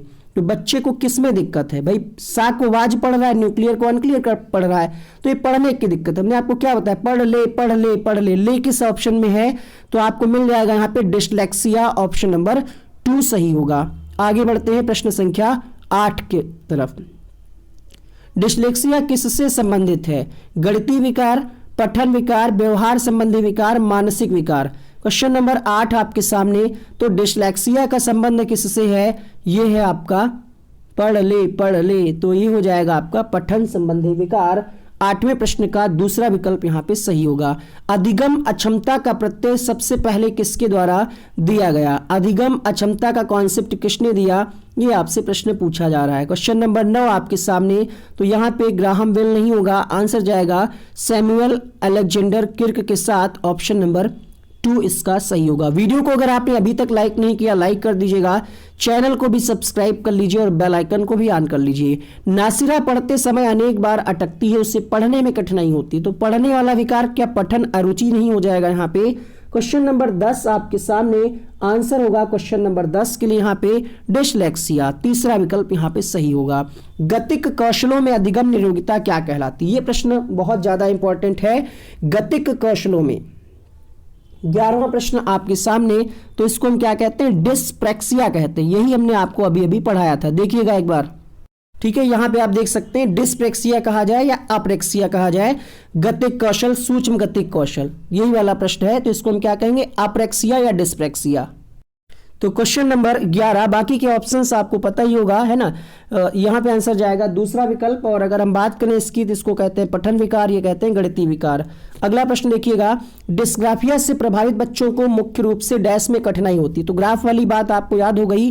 ग्राफ से आप क्या करते हैं? ग्राफ पर सबसे पहले क्या करते हैं? लिखते हैं, या फिर ग्रेफाइट पेंसिल वाला कॉन्सेप्ट पेंसिल से भी हम लिखते हैं। तो ये हो जाएगा आपका लेखन संबंधी विकार। पहला ऑप्शन यहाँ पे क्वेश्चन नंबर 12 का सही होगा। प्रश्न संख्या 13 देखिएगा, अधोलिखित में गणित संबंधी अक्षमता को कौन सा पद परिभाषित करता है? अब यहाँ पे आप ढूंढ रहे होंगे अकैलकुलिया, डिस्कैलकुलिया मिल जाए कहीं पे, तो नहीं लिखा हुआ। हिंदी में आपको मिलेगा गणना दोष या गणना संबंधी विकार या गणितीय विकार। तो 13 का यहाँ पे तीसरा विकल्प सही होगा। यूपी टेट 2019 में यह प्रश्न पूछा गया। अधिगम निरोगिता वाले बच्चे बहुत बुद्धिमान तथा परिपक्व होते हैं, ये कोई जरूरी नहीं है। बहुत सक्रिय हो, उनकी बुद्धिलब्धि कम हो, ये भी कोई जरूरी नहीं है। कुछ भी नहीं सीख सकते, ये क्या कहना उचित होगा? बताइए, कुछ भी नहीं सीख सकते जो अधिगम निरोगिता नहीं। लास्ट ऑप्शन है अधिगम के कुछ पक्षों से संघर्ष करते हैं। क्वेश्चन नंबर 14, तो अधिगम निरोगिता वाले जो बच्चे होंगे, इनको कुछ अधिगम में कुछ कठिनाइयां होगी, अर्थात अधिगम के कुछ पक्षों से संघर्ष करते हैं। यहाँ पे फोर्थ ऑप्शन सही होगा। अगला प्रश्न देखिएगा, क्वेश्चन नंबर 15, डिस्लेक्सिया में यह करने में कठिनाई होती है, व्यक्त करने में, पढ़ने में, वर्तनी में, बोलने में, खड़े होने में। इसका उत्तर आप सभी लोग लिखेंगे कमेंट बॉक्स में। क्लास अभी खत्म नहीं हुई है, आगे भी कुछ क्वेश्चंस हैं। के अतिरिक्त निम्नलिखित सभी के कारण अधिगम अक्षमता उत्पन्न हो सकती है। मतलब एक ऐसा कारण है जिसकी वजह से अधिगम अक्षमता उत्पन्न नहीं होती। 16वां प्रश्न आपके सामने। तो देखिए, मानसिक कोई विकास हो सकता है, आप संवेगात्मक रूप से आपको कोई ठेस पहुंची हो, इस वजह से आप में प्रॉब्लम हो सकती है, व्यवहार में कोई बाधा पहुंची हो सकती है, बट इसके लिए सांस्कृतिक कारक जिम्मेदार नहीं है। अर्थात सांस्कृतिक कारक के अतिरिक्त सभी कारण जो है अधिगम अक्षमता के लिए जिम्मेदार माने जाते हैं। आंसर होगा यहाँ पे ऑप्शन नंबर फर्स्ट। अधिगम असक्तता वाले, पहला ऑप्शन है बच्चों का मानसिक विकास मंद होता है। दूसरा ऑप्शन है बच्चे बुद्धि लब्धि वाले होते हैं, निम्न बुद्धि लब्धि वाले होते हैं। तीसरा है बच्चों को एक समान दिखाई देने वाले अक्षरों में भ्रम होता है। लास्ट ऑप्शन है साइड वर्ड को आसानी से पहचानते और समझते हैं। क्वेश्चन नंबर 17, तो मानसिक विकास कहना ठीक नहीं होगा कि मंद होगा, ये भी ठीक नहीं होगा। आंसर जाएगा यहाँ पे बच्चों को एक समान दिखाई देने वाले अक्षरों में भ्रम होता है। जैसे आपने पढ़ा क्या, सा को बच्चा वाज पढ़ रहा है, अर्थात उल्टा पढ़ रहा है, तो यहाँ पे भ्रम हो जाता है। आंसर जाएगा ऑप्शन नंबर थर्ड के साथ। 18वां प्रश्न देखिएगा, अधिगम निरोगिता वाले शिक्षार्थियों द्वारा एक पूर्ण और उत्पादक जीवन जीने के अवसरों को सबसे अच्छा तरीका क्या है? कमजोरियों पर ध्यान केंद्रित करना, उच्च अपेक्षाओं को बनाए रखना, या फिर विविध कौशलों और युक्तियों का शिक्षण करना जिसे सभी संदर्भों में लागू किया जा सकता है, या फिर आप प्रोत्साहित करेंगे। सबसे बेहतर ऑप्शन क्या है? लिखा क्या सबसे अच्छा तरीका? तो यहाँ पे हम क्या करें, विविध कौशलों और युक्तियों का शिक्षण करना जिससे सभी संदर्भों में लागू किया जा सके। बुद्धि है क्या, ये आपका जानना जरूरी है। तो बुद्धि सीखने की योग्यता है, बुद्धि की वजह से ही आप सारी चीजों को सीख पाते हैं, और ये आपको आनुवांशिकता से मिलती है। अर्थात बुद्धि क्या है, जन्मजात होती है, लेकिन उसका विकास जीवन काल में होता है। बुद्धि संपूर्ण मानसिक क्षमताओं का योग है, विवेकशील चिंतन है, सीखने की योग्यता है। बुद्धि नवीन परिस्थितियों में समायोजन की योग्यता है। ध्यान रखिएगा, ये प्रश्न बहुत सारे लोग गड़बड़ कर देते हैं। क्वेश्चन पूछा था कि बुद्धि शब्द का प्रयोग सबसे पहले किसने किया, और सबसे पहले ऑप्शन में वहां पे बिने होता है, लोग बिने लगा देते हैं। ध्यान रखिएगा, फ्रांसिस गाल्टन 1885 में बुद्धि शब्द का सबसे पहले प्रयोग किए थे। बुद्धि कितने प्रकार की होती है, तो गैरेट ने और थॉर्नडाइक ने एक ही प्रकार का वर्गीकरण किया है। तो यहाँ पे 3 प्रकार से बांटा है बुद्धि को। और ध्यान रखिएगा, अगर आपसे ये पूछे कि बुद्धि की प्रकृति कैसी है, तो बुद्धि की प्रकृति है अमूर्त, क्योंकि हम बुद्धि को देख नहीं सकते। जब प्रकृति पूछेगा तो आप अमूर्त लगाइएगा। और जब बुद्धि के प्रकार होगा तो 3 प्रकार है यहाँ पे, मूर्त, अमूर्त और सामाजिक। मूर्त बुद्धि किसमें पाई जाएगी, व्यापारी, इंजीनियर, अच्छे कारीगर में। अमूर्त बुद्धि किसमें पाई जाएगी, जैसे कोई चित्रकार है, कोई रचना कर रहा है बढ़िया, बिना देखे कोई बढ़िया पेंटिंग कर रहा है, कोई सीनरी बनाना है, हाथी बनाना है तो बिना देखे बता रहा है ना। मनोवैज्ञानिक हो गया, इसमें अच्छा डॉक्टर हो गया। ये अमूर्त बुद्धि के उदाहरण हैं जिसमें अमूर्त बुद्धि पाई जाएगी। सामाजिक बुद्धि, राजनेता हो गए, समाजसेवी हो गए, इनमें सामाजिक बुद्धि पाई जाएगी। बहुत ही शॉर्ट में बता रहे हैं, आपकी परीक्षा में जो प्रश्न पूछा जाएगा वो हार्वर्ड गार्डनर से पूछा जाएगा। हार्वर्ड गार्डनर ने बहुबुद्धि का सिद्धांत दिया था, उस पर हमने एक अलग से डिटेल वीडियो बना रखा है, उसको यहां से आप क्लिक करके देख लीजिएगा। कमेंट बॉक्स में भी हम उसका लिंक पिन कर देंगे। और प्रश्न आपसे पूछेगा, कोई सिद्धांत दे देगा, उसका नाम आपको बताना होगा कि किसके द्वारा प्रतिपादन किया गया। तो कुछ महत्वपूर्ण तथ्य हम देखते हैं। बच्चे की जो वास्तविक आयु होती है, ये जन्म तिथि से निर्धारित होती है, जिस तिथि को बच्चे का जन्म होता है। मानसिक आयु का प्रयोग सबसे पहले किसने किया, तो मानसिक आयु, देखिए यहाँ पे 2 प्रश्न बनते हैं अलग अलग तरीके से। देखिए, जब आपसे पूछे मानसिक आयु शब्द का प्रयोग, तो आप क्या लगाएंगे, अल्फ्रेड बिने। लेकिन इस लाइन को पढ़िए, मानसिक आयु 1905 में फ्रांस के प्रसिद्ध मनोवैज्ञानिक बिने साइमन के द्वारा विभिन्न आयु स्तर के बालकों के लिए अलग अलग प्रश्नावली का निर्माण किया। तो जब प्रश्नावली का निर्माण पूछेगा तो आप आंसर बिने साइमन लगाइएगा। सिर्फ अगर मानसिक आयु पूछे तो देखिएगा वहां पे बिने दिया होगा। ठीक है। बुद्धि लब्धि यानी IQ कैसे निकालते हैं, तो इसका सूत्र होता है वास्तविक आयु नीचे रहता है और मानसिक आयु ऊपर रहता है। अर्थात आप मावा याद रख सकते हैं, यानी बुद्धि लब्धि बराबर मानसिक आयु, माँ ऊपर रहती, माँ का दर्जा ऊपर रहता है, तो मानसिक आयु हो जाएगा, हमने मानसिकता लिख दिया, मानसिक आयु बटे वास्तविक आयु इंटू 100। लेकिन जब ये सूत्र आया था तो ये 100 नहीं था, पहले जो सूत्र आया था वो सिर्फ इतना था जो यहाँ पे आप देख पा रहे होंगे, है ना। बाद में क्या हुआ, इस सूत्र को एक मनोवैज्ञानिक थे टर्मन, उन्होंने इसमें क्या किया, MA/CA मतलब मानसिक आयु बटे वास्तविक आयु, इसमें 100 और इसमें गुणा कर दिया, तब ये सूत्र कंप्लीट हुआ। तो अगर आपसे पूछे कि सबसे पहले किसने सूत्र दिया या सूत्र को देने वाले जनक कौन थे, तो स्टर्न नाम आता है। ठीक है। और अगर बटे वास्तविक आयु, बाद में एक मनोवैज्ञानिक आए थे टर्मन, इन्होंने इसमें 100 से गुणा कर दिया था। तो अगर आपसे पूछे प्रचलित सूत्र किसने दिया, तो आप टर्मन के साथ जाइएगा। ठीक है। ये आप टेबल देख सकते हैं, यहां से प्रश्न आपसे पूछा जा सकता है कि प्रतिभाशाली बालकों की बुद्धि लब्धि कितनी होगी, तो 140 से ऊपर। ठीक है। सामान्य बालक 90 से 110, ऐसे आप इसको कहीं पे नोट कर लें या फिर आप स्क्रीनशॉट ले लें। अब यहाँ पे हम सिद्धांत की बात करते हैं, तो बुद्धि का एक कारक सिद्धांत दिया अल्फ्रेड बिने ने, इसको हम एक खंड या एक तत्व का सिद्धांत भी कहते हैं। द्विकारक सिद्धांत दिया स्पीयरमैन ने, इसको हम 2 कारक भी कहते हैं, 2 खंड का सिद्धांत या द्विखंड का सिद्धांत भी कहते हैं। 3 कारक सिद्धांत किसने दिया, तो 3 कारक दिया स्पीयरमैन ने। यहाँ पे बच्चे कंफ्यूज हो जाते हैं, किसमें, 3 कारक, त्रितंत्र और त्रिआयामी, इसमें कंफ्यूज आते हैं। ध्यान रखिएगा, देखिए 2 कारक के बाद 1 कारक जुड़ गया तो वो तो स्पीयरमैन ने जोड़ा है। अगर आप यहां पे कंफ्यूज हो रहे हैं तो हम आपके लिए एक ट्रिक बता देते हैं। जैसे यहाँ पे त्रिआयामी सिद्धांत है, तो त्रिआयामी का मतलब क्या हुआ, 3 आयाम।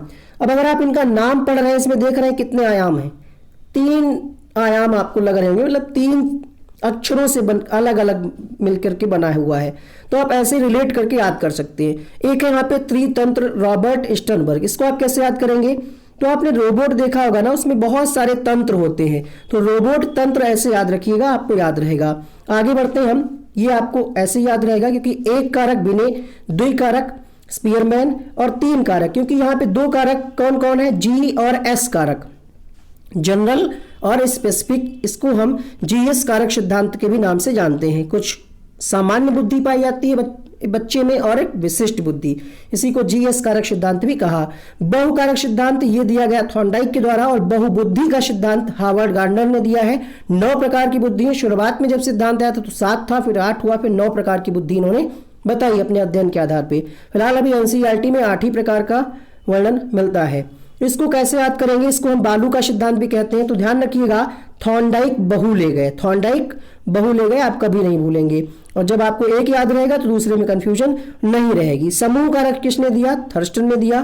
प्रतिदर्श का सिद्धांत थॉमसन ने दिया। पदानुक्रमिक सिद्धांत वर्ट तथा वर्नन ने दिया।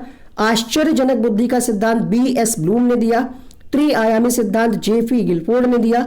का तथा खा सिद्धांत हैब ने दिया। त्रितंत्र सिद्धांत रॉबर्ट स्टर्नबर्ग ने दिया। ट्रिक हम आपको बता चुके हैं। बुद्धि का संज्ञानात्मक सिद्धांत, बुद्धि का संज्ञानात्मक विकास का सिद्धांत पूछ ले तो जीन पियाजे आप लगाएंगे। यहां पे ध्यान रखिएगा, जो कंफ्यूजन थी उसको हमने एक पास लिख लिया हुआ है ताकि आपका कोई डाउट ना रहे। तो त्रिआयामी के है तो 3 आयाम देखिएगा इनके नाम के आगे है, और ये तो आपको याद ही रहेगा। और जब रोबोट की बात आ जाए तो आप तंत्र ध्यान रखिएगा, यहां पे कंफ्यूजन, इसको भी आप लिख लीजिएगा कहीं। बहुकारक कहे तो थॉर्नडाइक है, बहुबुद्धि कहे तो हार्वर्ड गार्डनर है। ठीक है, स्टर्नबर्ग सिद्धांत इससे सीटेड प्रश्न पूछता है, इसीलिए भी हमने इसको यहां पे ले लिया है। तो स्टर्नबर्ग ने जो सिद्धांत दिया है, 3 तरह की बुद्धि बताई है। कौन कौन से 3 तरह है? विश्लेषणात्मक बुद्धि, इसको उन्होंने घटकी बुद्धि भी कहा है। सृजनात्मक बुद्धि, इसको उन्होंने अनुभवजन्य बुद्धि भी कहा है। व्यावहारिक बुद्धि, इसको उन्होंने सुंदर भावात्मक बुद्धि भी कहा है। शुरुआत करते हैं पहले प्रश्न से। क्वेश्चन नंबर 1 आपके सामने है, पूछ रहा है कि बुद्धि लब्धि यानी आईक्यू की अवधारणा किसके द्वारा दी गई? प्रश्न संख्या 1, तो ये शुरुआत में दी गई थी स्टर्न के द्वारा। आंसर होगा ऑप्शन नंबर 2। जड़ बुद्धि वाले बालक की बुद्धि लब्धि कितनी होगी? प्रश्न संख्या 2 आपके सामने। तो वो जो टेबल हमने आपको दिखाई थी उसी से ये प्रश्न है, उसको जरूर आप एक बार नजर डाल लीजिएगा। आंसर जाएगा 71 से कम।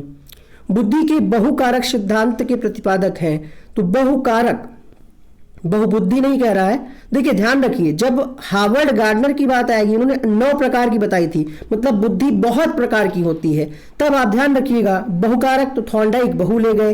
3 का ऑप्शन नंबर सी सही होगा। आगे बढ़ते हैं प्रश्न संख्या 4 के लिए। द्विखंड सिद्धांत का प्रतिपादन किसने किया? प्रश्न संख्या 4, तो द्विखंड स्पीयरमैन, इसको हम 2 कारक भी कहते हैं, द्विखंड भी कहते हैं, ध्यान रखिएगा। किसने सबसे पहले बुद्धि परीक्षण का निर्माण किया? प्रश्न संख्या 5 आपके सामने। तो बुद्धि परीक्षण का निर्माण सबसे पहले किसने किया? एल्फ्रेड बिने ने। ऑप्शन नंबर बी सही होगा। किसने सबसे पहले? ये हो चुका है। बुद्धि की परिभाषा, बुद्धि की स्पीयरमैन परिभाषा में जी कारक है, आनुवांशिक, उत्पादक, सामान्य बुद्धि, वैश्विक बुद्धि। 7वां प्रश्न है आपके सामने, तो जी फॉर जनरल अर्थात सामान्य बुद्धि, और अगर एस से पूछे तो विशिष्ट बुद्धि। ध्यान रखिएगा, बुद्धि लब्धि का प्रचलित सूत्र किसके द्वारा दिया गया? टर्मन, अल्फ्रेड बिने, विलियम स्टर्न या फिर कोई नहीं। देखिएगा यहाँ पे प्रचलित शब्द का प्रयोग किया गया है, तो आप क्या लगाएंगे? यहाँ पे टर्मन के साथ जाएंगे। अगला प्रश्न लिखिएगा, सर्वप्रथम बुद्धि शब्द का परिचय किसने दिया? इसका उत्तर हम चाहेंगे कि आप सभी कमेंट बॉक्स में जरूर लिखें ताकि आपको याद रहे। बुद्धि के संबंध में कौन सा कथन गलत है?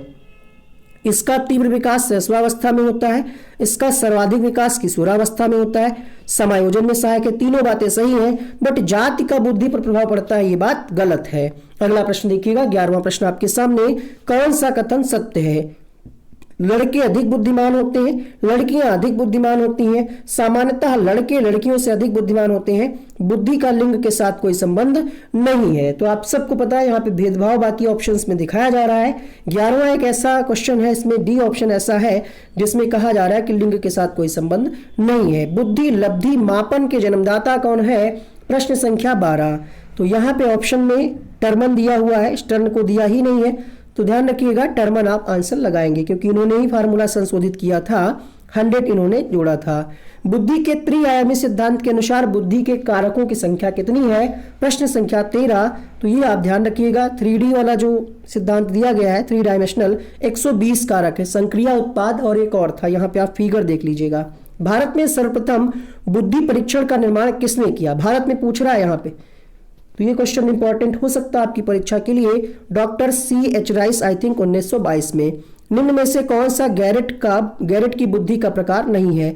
तो हमने आपको बताया जो बुद्धि का वर्गीकरण हुआ है गैरेट और थॉर्नडाइक दोनों का सिमिलर है, तो यहाँ पे मूर्त अमूर्त सामाजिक होगा, मनोवैज्ञानिक कोई बुद्धि का प्रकार नहीं है।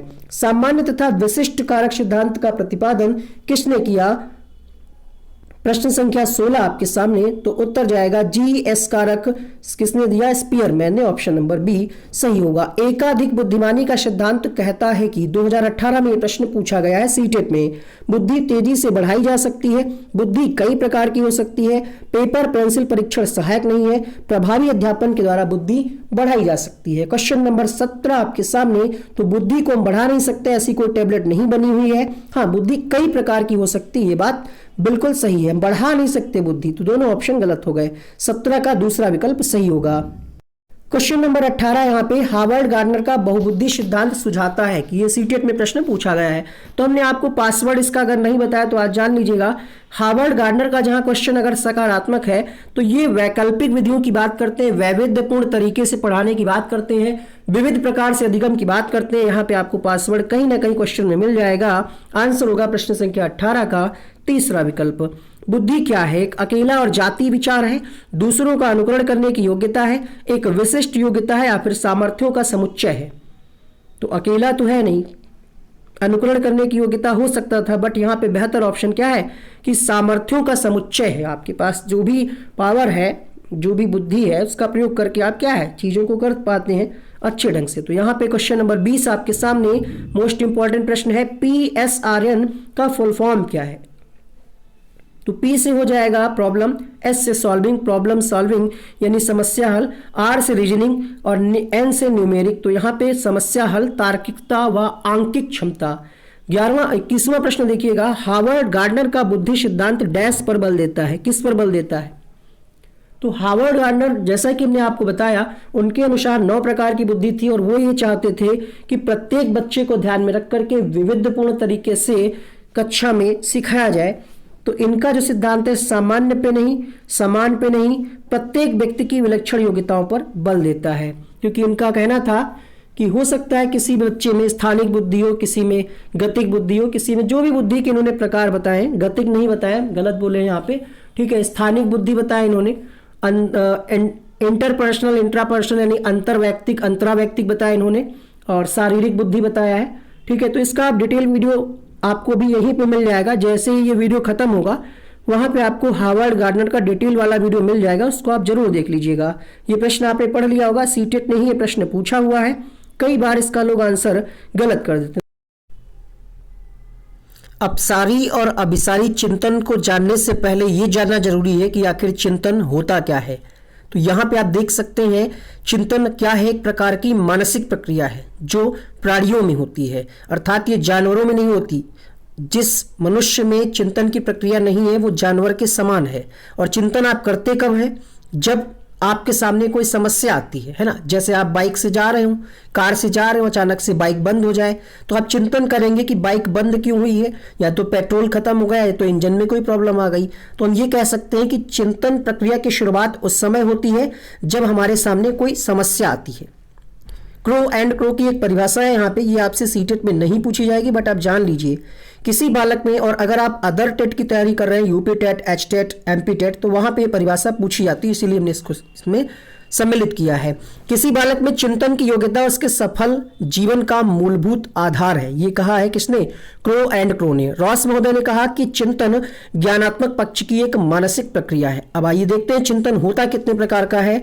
सामान्यता चिंतन आप यहाँ पे देख पा रहे होंगे, प्रत्यक्षात्मक मूर्त चिंतन, कल्पनात्मक चिंतन, प्रत्यात्मक चिंतन, तार्किक चिंतन। क्वेश्चन आपसे ये नहीं पूछेगा कि चिंतन कितने प्रकार का होता है, क्योंकि प्रकारों का वर्गीकरण अलग अलग तरीके से किया गया है। अच्छा, शब्द से ही आप समझ पा रहे होंगे प्रत्यक्षात्मक या मूर्त का मतलब क्या है। मूर्त का मतलब जो आपके सामने हो, प्रत्यक्ष का मतलब ही वही हुआ। तो बालक सर्वप्रथम प्रत्यक्षात्मक चिंतन का विकास करता है। भाई शैशवावस्था में जो बच्चा होगा उसी के बारे में चिंतन कर पाएगा जो चीज उसके सामने हो। पहली बात, शैशवावस्था में चिंतन का अभाव पाया जाता है, उतना अच्छे से चिंतन कर ही नहीं पाएगा बच्चा। लेकिन शुरुआत जो होगी चिंतन में, जब भी बच्चे में शुरुआत होगी चिंतन की, तो सबसे पहले प्रत्यक्षात्मक चिंतन की शुरुआत होगी। मतलब ये हुआ, जो चीजें उसको दिखाई जाएंगी, जो चीजें उसको प्रत्यक्ष रूप में दिखेंगी, उसी के बारे में वो चिंतन कर पाएगा। जब किसी वस्तु घटना के प्रत्यक्षीकरण से विचार विमर्श करता है तो उसे हम क्या कहते हैं? प्रत्यक्षात्मक चिंतन कहते हैं। कल्पनात्मक चिंतन क्या है? तो जब आप कल्पना द्वारा किसी भी टॉपिक के बारे में सोचें, नए संबंधों की खोज करें, ये होता है कल्पनात्मक चिंतन। प्रत्यात्मक चिंतन क्या है? जब आप प्रतीक और चिन्हों के आधार पर चिंतन करें। तार्किक चिंतन क्या है? ये सबसे उच्च स्तर है, ये किसी समस्या के समाधान से संबंधित होता है। तार्किक चिंतन, चिंतन के मुख्य साधन कौन कौन से हैं, यहां से प्रश्न पूछा जाता है। तो जैसे आप किसी के टॉपिक के बारे में, कोई समस्या आती है, उसके बारे में सोचते हैं, तो सबसे पहले क्या, उसकी प्रतिमा आपके माइंड में बन जाती है ना। जैसे हम कहें आपसे कि सोचिए आप, अगर आप किसी विद्यालय में सरकारी मास्टर बन गए तो वहां पे आपकी कक्षा में एक ऐसा बच्चा आता है जो शारीरिक रूप से अपंग है, प्रतिमा बन गई होगी आपके माइंड में, है ना। फिर भाषा, जो हमने बोला आपके माइंड में भाषा चल रही होगी, ऐसा ऐसा होगा। संप्रत्यय, आपके माइंड में पूरा कॉन्सेप्ट बन गया कि हाँ ऐसे ऐसे कुछ हो रहा होगा, ऐसा विद्यालय होगा, वहां पे कुछ बच्चे होंगे, एक चेयर पड़ी होगी। जो प्राथमिक विद्यालय होते हैं गवर्नमेंट वाले, वैसा कुछ कॉन्सेप्ट आपके माइंड में बनने लगा होगा। फिर क्या है? प्रतिज्ञप्ति, ये क्या है? विभिन्न समस्याओं को जोड़ करके, कई सारी समस्याएं जब आए आपके सामने, उनको एक साथ मिला करके आप जब चिंतन करें तो ये कहलाता है आपका प्रतिज्ञप्ति। अब बात करते हैं जिससे प्रश्न आपकी परीक्षा में अभी तक पूछे गए हैं, चिंतन के प्रकार। देखिए ये भी वर्गीकरण है चिंतन का और वो भी है। आपके सिलेबस में आपकी परीक्षा में प्रश्न यहां से बनता है। तो पहला है स्वली चिंतन। स्वली चिंतन क्या है? अपने विचारों में खोना। जैसे गोवा की सैर करना, कभी कभी हम खो जाते हैं कि बढ़िया सा हमारा एग्जाम सीटेट निकल गया है, केवीएस की तैयारी कर रहे हैं, अच्छी सी शादी होगी, जॉब होगी, फिर बढ़िया हनीमून पे जाएंगे, गोवा की सैर करेंगे। तो ये होता है स्वली चिंतन, इसका वास्तविकता से कोई संबंध नहीं है। कहा जा रहा है इस प्रकार के चिंतन में समस्या का समाधान नहीं होता है, ठीक है। अब दूसरा है यहाँ पे यथार्थवादी चिंतन। यथार्थ का मतलब होता है वास्तविकता से, तो इसका संबंध होगा वास्तविकता से और समस्या समाधान से। यहाँ पे 3 भागों में इसको बांटा गया, अपसारी चिंतन, अभिसारी चिंतन, आलोचनात्मक चिंतन। डायरेक्टली आपको वीडियोज में यही पढ़ा दिया जाता है, ये वाला और ये वाला। ये चीजें जो हमने आपको बताई है थोड़ा सा डीप है, बट आपको जानना जरूरी है, क्योंकि आपका अगर बेस मजबूत होगा तो प्रश्न कहीं से भी आएगा, आप कर लेंगे। ये कॉन्सेप्ट दिया किसके द्वारा गया? अपसारी और अभिसारी चिंतन का कॉन्सेप्ट सबसे पहले दिया गया गिलफोर्ड के द्वारा। कब दिया? तो 1956 में उन्होंने दिया। अपसारी चिंतन को हम क्या कहते हैं? Divergent thinking. इसको हम आगमनात्मक चिंतन, सृजनात्मक चिंतन भी कहते हैं। अब होता क्या है ये समझिएगा। जब पहले आप जो लिखा हुआ है उस भाषा में समझ लीजिए, फिर हम आपको अपनी भाषा में समझा देते हैं। जैसे यहाँ पे आप देख सकते हैं, जब किसी व्यक्ति के सामने कोई समस्या रखी जाती है एवं उस समस्या के समाधान के लिए वो व्यक्ति अपनी कल्पना शक्ति एवं सृजनात्मकता का प्रयोग करता है। मतलब आप उसके बारे में कल्पना करें।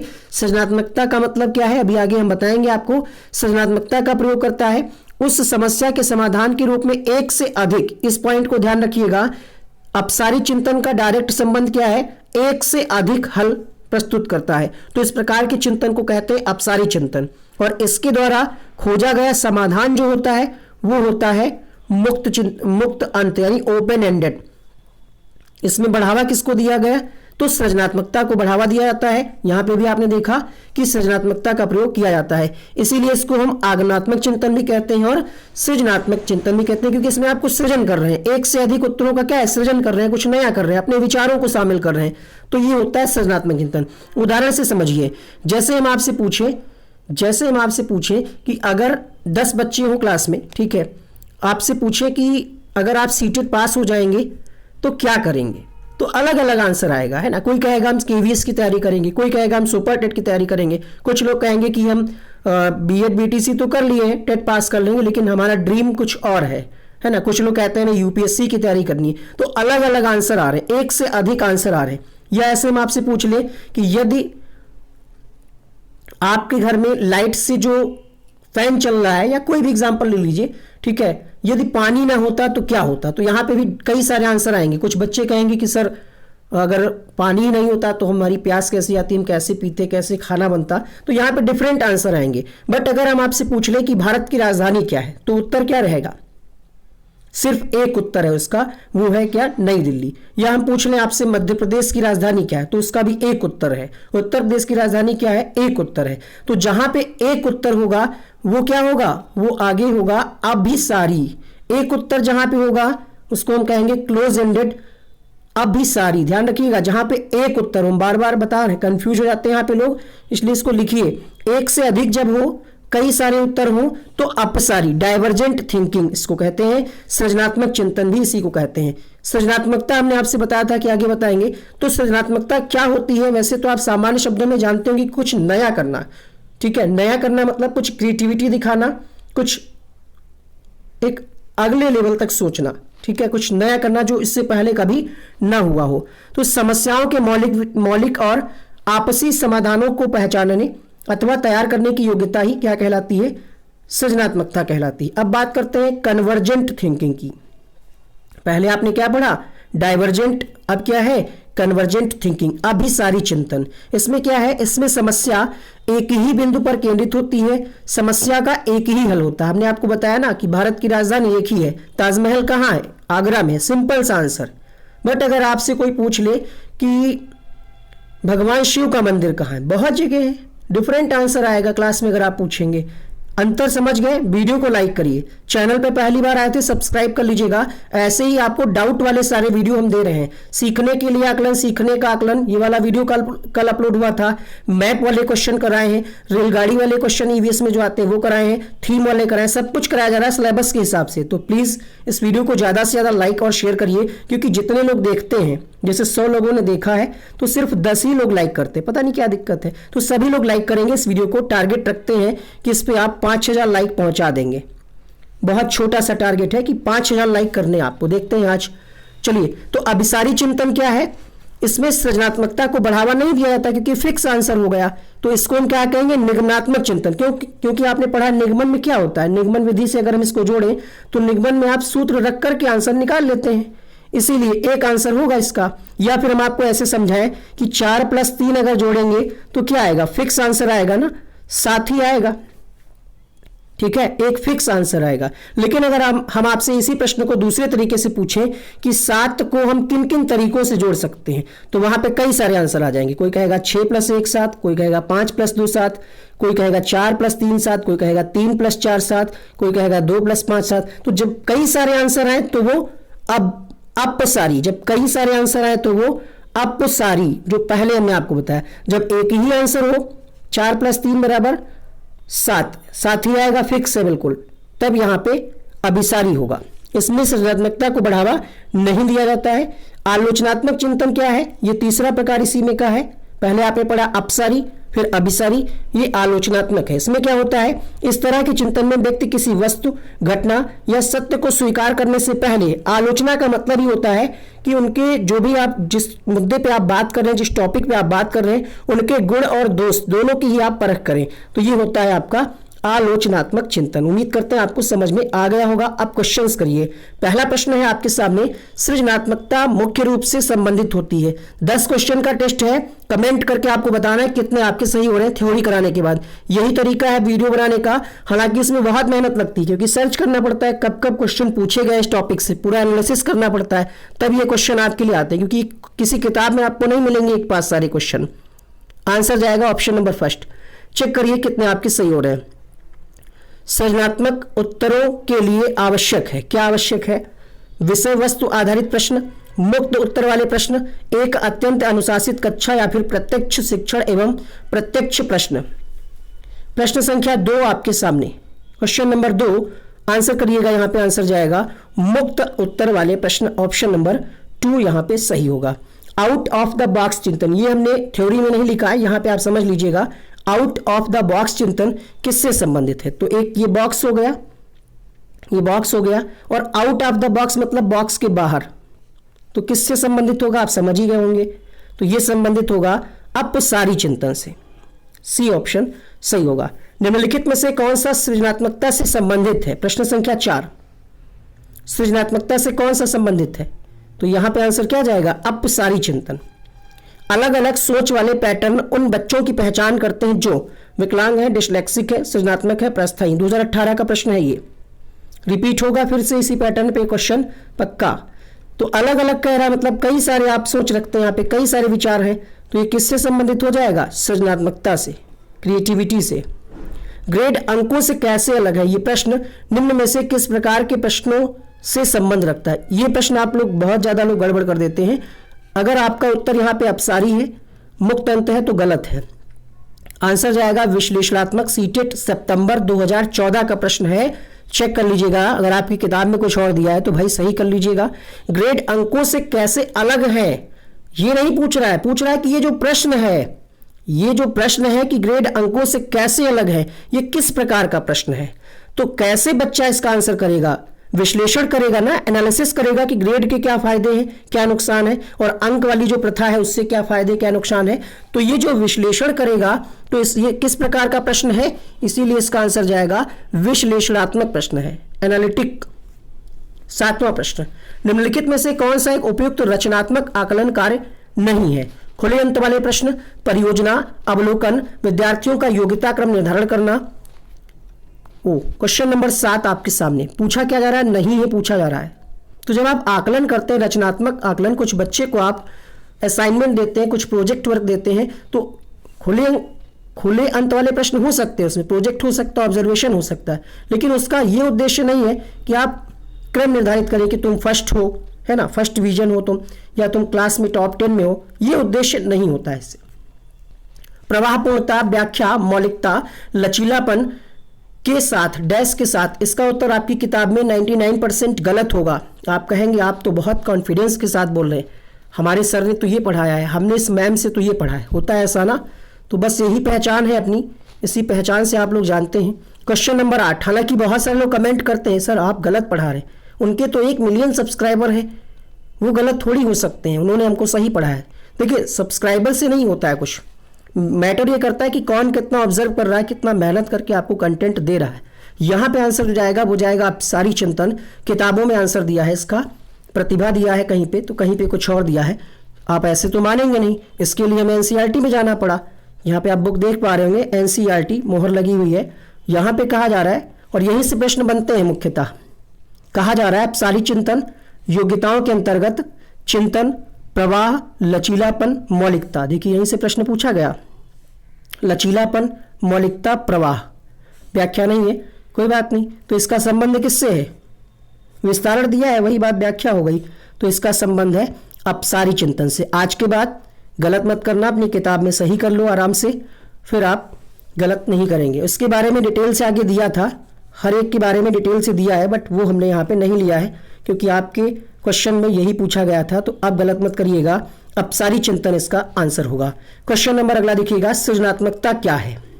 4 ऑप्शन पढ़िए। बुद्धि का एक प्रकार सृजनात्मकता नहीं है, तो सृजनात्मकता के बारे में यहाँ पे आपको सबसे सही ऑप्शन दिखेगा, समस्याओं के मौलिक और अपसारी समाधानों को पहचानने अथवा तैयार करने की योग्यता। मौलिक लिखा है ना, मौलिक का मतलब ही होता है कुछ नया करना, और यहाँ पे अपसारी भी लिखा था। अगर आप इतना ही देखे होते कि अपसारी चिंतन का संबंध है सृजनात्मकता से, तो पहला ऑप्शन सही होगा। प्रयोग और प्रयोगात्मक कार्य करते हुए श्यामा का निष्पादन कक्षा में सर्वश्रेष्ठ होता है, उसे बहुत सृजनात्मक शिक्षार्थी माना जाता है, इसलिए वह डैश के द्वारा संकल्पनाओं को सीखती। बस प्रश्न पूछने का तरीका बदला है, क्वेश्चन वही है। लिखा है ना, विद्यार्थी कैसा बच्चा है, ये सृजनात्मक बच्चा है। तो आंसर किसके साथ जाएगा, ऑप्शन नंबर फर्स्ट के साथ। संज्ञान और संवेग ऐसा टॉपिक है, इससे आपकी परीक्षा में 2 प्रश्न बन सकते हैं। तो यहाँ पे सबसे पहले हम जानते हैं संज्ञान क्या है और संवेग क्या है। संवेग की अगर हम बात करें तो ये लैटिन भाषा का एक शब्द है इमोवेर, इससे बना है, इसका मतलब होता है उत्तेजित करना। अर्थात हम ये कह सकते हैं कि संवेग व्यक्ति की उत्तेजित अवस्था का दूसरा नाम है। यहाँ पे एक परिभाषा कभी कभी पूछ ली जाती है, गिल्डार्ड की है। इन्होंने कहा कि संवेग क्रियाओं का उत्तेजक है, लेकिन संवेग में सिर्फ उत्तेजित अवस्था ही नहीं होती बल्कि कुछ और प्रक्रियाएं होती हैं। सीटेट ने जो अभी तक प्रश्न पूछे हैं उन पर यहाँ पे एक बात कही जा रही है, इसको आप अपने दिमाग में बैठा लीजिएगा क्योंकि इसी पैटर्न पे आपकी परीक्षा में क्वेश्चंस आने हैं। वुडवर्थ ने क्या कहा, वुडवर्थ ने कहा कि संवेग व्यक्ति की एक उत्तेजित दशा है। ध्यान रखिएगा, संवेग और संज्ञान एक दूसरे से सन्निहित है, संबंधित है, हम कह सकते हैं अंतर संबंधित हम कह सकते हैं। दोनों के बीच एक पारस्परिक क्रिया होती। कहने का मतलब यह है, अगर आप बीमार हैं, ठीक है।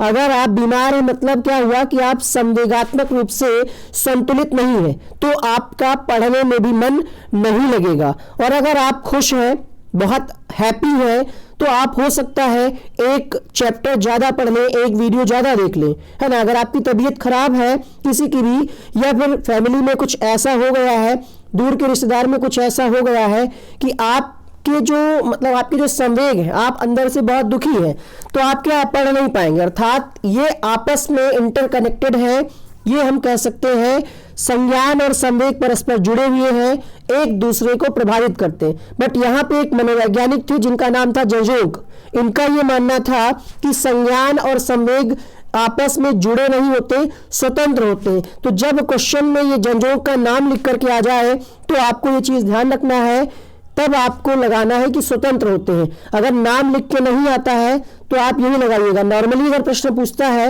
अभी हम आपको क्वेश्चन कराएंगे तो चीजें क्लियर हो जाएगी, ये चीज कोई आपको बताएगा नहीं और इसमें लोग गड़बड़ कर जाते हैं, तो इसको आप कहीं नोट कर लीजिएगा अच्छे से। डायरेक्ट क्वेश्चन कराते हैं, बाकी आपको पता होगा संज्ञानात्मक विकास क्या है, फटाफट से आप इसको पढ़ लीजिएगा, ठीक है। संज्ञानात्मक प्रक्रियाओं के अंतर्गत बच्चे का चिंतन, बुद्धि, भाषा में परिवर्तन आता है, तो ये आप जानते ही हैं। हम आपको डायरेक्ट क्वेश्चंस कराते हैं। पहला प्रश्न आपके सामने, नीचे लिखी हुई स्थिति किस सिद्धांत को दर्शाती है। जो विद्यार्थी अच्छा प्रदर्शन कर नहीं पाते वह महसूस करते हैं कि पर्याप्त रूप से वे अच्छे नहीं हैं और हतोत्साहित महसूस करते हैं, तब उन्हें बिना प्रयास के कार्य को आसानी से छोड़ देने की संभावना है। लेकिन यहाँ पे आनुवंशिकता और वातावरण की कोई बात नहीं है, तो ये दोनों हो गए गलत। कहा क्या जा रहा है कि जो विद्यार्थी अच्छा प्रदर्शन नहीं कर पा रहे हैं, उनको लगता है कि वे अच्छे नहीं है, ठीक है, और वो क्या है, डिमोटिवेट हो जाते हैं, हतोत्साहित हो जाते हैं। तो ये जो संबंध है, हतोत्साहित होना ही क्या है, एक प्रकार का संवेग ही तो है ना, और प्रदर्शन अच्छा नहीं कर पा रहे। अर्थात हम ये कह सकते हैं कि संज्ञान और संवेग अलग नहीं है। अलग नहीं है इसका मतलब क्या हुआ कि आपस में संबंधित है। क्वेश्चन को घुमाया गया, यहाँ पे लिख दिया अलग नहीं है, डायरेक्ट नहीं लिखा कि संबंधित है। अब अलग नहीं है इसका मतलब हुआ कि आपस में संबंधित है, तो इसका पहला ऑप्शन सही होगा। दूसरा प्रश्न देखिएगा, निम्नलिखित में से कौन सा एक संवेग है। तो इससे पहले हम आपको कुछ संवेग के बारे में और बता दें। देखिए, एक मनोवैज्ञानिक थे जिनका नाम था विलियम मैकडूगल, उन्होंने मूल प्रवृत्तियों की संख्या 14 बताई है। उसी से आप यहाँ पे समझ सकते हैं संवेग, भय, क्रोध, घृणा, आश्चर्य, वात्सल्य, विषाद, संरचनात्मक भावना, स्वामित्व की भावना, एकाकीपन मतलब अकेलापन कह सकते हैं, कामुकता, श्रेष्ठता की भावना, आत्महीनता, भूख और आमोद, ये क्या है, संवेग है। अब देखिए यहाँ पे प्रश्न क्या पूछ रहा है। दूसरा प्रश्न था आपके सामने कि निम्नलिखित में से कौन सा एक संवेग है। तो डर क्या है, एक प्रकार का संवेग है। ऑप्शन नंबर 2 यहाँ पे सही होगा। संवेग एवं संज्ञान क्या है, एक दूसरे से क्या अलग अलग है, स्वतंत्र है, सन्निहित है, संबंधित नहीं है। तो यहाँ पे आप क्या लगाएंगे, सन्निहित है या संबंधित है। देखिए, जब आपसे पूछेगा कि जंजोग के अनुसार, तो आप स्वतंत्र लगाइएगा। एक मनोवैज्ञानिक थे, मैं आपको नाम बताया, तो आप क्वेश्चंस के अंतर को भी जानते हुए चलिए और वीडियो को लाइक करिए, चैनल को भी सब्सक्राइब कर लीजिएगा। संज्ञान एवं संवेग के बीच में किस प्रकार का संबंध होता है, एक दूसरे से स्वतंत्र है। एक दिशी संवेग संज्ञान को प्रभावित करते हैं, एक दिशी संज्ञान संवेगों को प्रभावित करता है, और द्विदिशी, तो हमने आपको क्या बताया कि दोनों के बीच में संबंध होता है, पारस्परिक क्रिया होती है। चौथा विकल्प यहाँ पे सही होगा, स्वतंत्र नहीं है, एक दिशी नहीं है कि सिर्फ संवेग ही प्रभावित करे, एक दिशी नहीं कि सिर्फ संज्ञान ही प्रभावित करे, दोनों प्रभावित करेंगे एक दूसरे को। चौथा ऑप्शन सही होगा। संज्ञान और संवेग के बारे में कौन सा कथन सही है। यहाँ पे कहा जा रहा स्वतंत्र है, तो ये गलत हो गया। संज्ञान संवर्गों को प्रभावित करता है, संवेग संज्ञान को नहीं, गलत है। ठीक है, यहाँ पे भी वही बात कही जा रही, गलत है। तो आंसर क्या रहेगा, संज्ञान और संवेग परस्पर जुड़े हैं और एक दूसरे को ये प्रभावित करते हैं। जब बच्चे की दादी उसे उसकी माँ की गोद से लेती है तो बच्चा रोने लगता है, बच्चा डैश के कारण रोता है। इसका आंसर डबल मिलता है, कई किताबें इसका आंसर कुछ और लिखती हैं। फिलहाल जहां तक मुझे जानकारी है, बच्चा रोता क्यों है, क्योंकि बच्चा संवेगात्मक दुश्चिंता, बच्चा अलग हो रहा है, रो रहा है। रोना क्या है, एक संवेग है, तो यहाँ पे संवेगात्मक दुश्चिंतता के कारण बच्चा रोता है। दुश्चिंता का मतलब होता है बुरी चिंता। क्वेश्चन नंबर 7, संवेग व्यक्ति की उत्तेजित दशा है, ये कथन किसका है? क्वेश्चन नंबर 7 आपके सामने, तो ये कथन है वुडवर्थ महोदय का। ऑप्शन नंबर बी यहाँ पे सही होगा। संज्ञानात्मक विकास का अर्थ क्या है? अभियोग्यता का विकास, बच्चे का विकास, शारीरिक कौशल का विकास या फिर व्यक्तिगत विकास? तो यहाँ पे क्वेश्चन नंबर 8 आपके सामने सही जवाब होगा अभियोगिता का विकास। ठीक है, बच्चे का विकास संज्ञानात्मक विकास नहीं है। हाँ, विकास का ही एक आयाम है संज्ञानात्मक, लेकिन अगर संज्ञानात्मक विकास हो रहा है इसका मतलब ये नहीं कि बच्चे का विकास हो। ठीक है, शारीरिक कौशल इससे संबंधित नहीं है। आप कोई भी चीज सीखते हैं, आपके अपनी जानकारी में लाते हैं, ज्ञान में लाते हैं, तो ये क्या है? आपकी अभियोगिता का विकास हो रहा है। क्वेश्चन नंबर 9, निम्न में से कौन सा कौशल संवेगात्मक बुद्धि से संबंधित है? याद करना, गतिक प्रक्रमण, विचार करना या फिर सहानुभूति देना? तो सहानुभूति क्या है? एक प्रकार का संवेग है, मतलब संवेगात्मक बुद्धि से इसका संबंध है। तो यहाँ पे डी ऑप्शन इसका सही होगा। निम्नलिखित में से कौन सा बच्चों के संवेगात्मक विकास के लिए सर्वाधिक उपयुक्त है? तो यहाँ पे प्रश्न संख्या 10 आप सबको बहुत अच्छे तरीके से पता होगा। कक्षा कक्ष का प्रजातांत्रिक परिवेश। 12वां प्रश्न है, कोई भी नाराज हो सकता है, यह आसान है, परंतु सही व्यक्ति के ऊपर सही मात्रा में, सही समय पर, सही उद्देश्य के लिए सही तरीके से नाराज होना आसान नहीं है। ये किससे संबंधित? नाराज होना, गुस्सा दिखाना, ये क्या है? ये संवेग है। तो ये संवेगात्मक विकास है। ऑप्शन नंबर ए यहाँ पे सही है। अधिगम का आकलन अर्थात असेसमेंट ऑफ लर्निंग। अधिगम क्या है आप जानते होंगे। व्यवहार में स्थायी परिवर्तन ही अधिगम कहलाता है। और आकलन का मतलब होता है किसी बच्चे के बारे में आप जानना कि उसने क्या सीखा है जो आपने पढ़ाया है। तो अधिगम का आकलन शब्द से आप समझ पा रहे होंगे कि सीखे हुए का आकलन, अर्थात बच्चे ने जो सीखा है उसका आकलन किया जाए। ये होता कब है? तो ये अधिगम के अंत में होता है, यानी जो भी आपको पढ़ाना था, बच्चे को सिखाना था, जो भी टॉपिक वो आपने पढ़ा दिया है, और उसके अंत में जब आप कर रहे हैं आकलन, तो वो होता है अधिगम के अंत में आकलन। तीसरा पॉइंट है, इसमें विद्यार्थियों को महत्व नहीं दिया जाता। तो इसलिए ये जो है अब इसका रोल कम हो गया है, क्योंकि वर्तमान में क्या है? बाल केंद्रित शिक्षा है। बाल केंद्रित शिक्षा में बालकों के हिसाब से सारी चीजें होती हैं, बालकों की रुचियों आवश्यकताओं के हिसाब से। बट ये जो पहले चल रहा था अधिगम का आकलन, आज से लगभग 5-6 साल पहले जो शिक्षण व्यवस्था थी उसमें इसका महत्व था कि टीचर कुछ पढ़ा देता था, टॉपिक खत्म हो जाता था और लास्ट में वो टेस्ट ले लेता था या पूछ लेता था, तो वो होता था। उसमें जो है विद्यार्थियों की रुचि आवश्यकता को महत्व नहीं दिया जाता। ये पॉइंट ध्यान रखिएगा। अर्थात हम इसको कह सकते हैं कि ये क्या है? यह अध्यापक केंद्रित है। ये किया क्यों जाता है? जजमेंट करने के लिए, ये चेक करने के लिए कि हमने या टीचर ने जो पढ़ाया है बच्चों को कितना समझ में आया है, जजमेंट करने के लिए किया जाता है। और ये समेटिव असेसमेंट का ही हिस्सा है। दूसरा है आपका अधिगम के लिए आकलन। बिल्कुल हम आपको शॉर्ट में बता रहे हैं, वैसे ये वीडियो अगर आप कहीं भी और देखेंगे इस तरीके से आपको पहली बात कोई बताएगा नहीं, बताएगा तो आपको आधे घंटे का वीडियो मिलेगा। ठीक है, तो अधिगम के लिए आकलन ये आप कब लगाएंगे? अच्छा, इन दोनों में अंतर आप अगर ध्यान रखिएगा तो इसको आप इंग्लिश में ध्यान रखिएगा। ऑफ मतलब का, ठीक है, जब ऑफ लिखा हो तो इसका मतलब क्या होगा? अधिगम का आकलन। अभी हम आपको एक ट्रिक भी बताएंगे कैसे आपको याद करना है इसको। अधिगम के लिए आकलन कब लगाएंगे? जब ये शिक्षण प्रक्रिया की दौरान हो।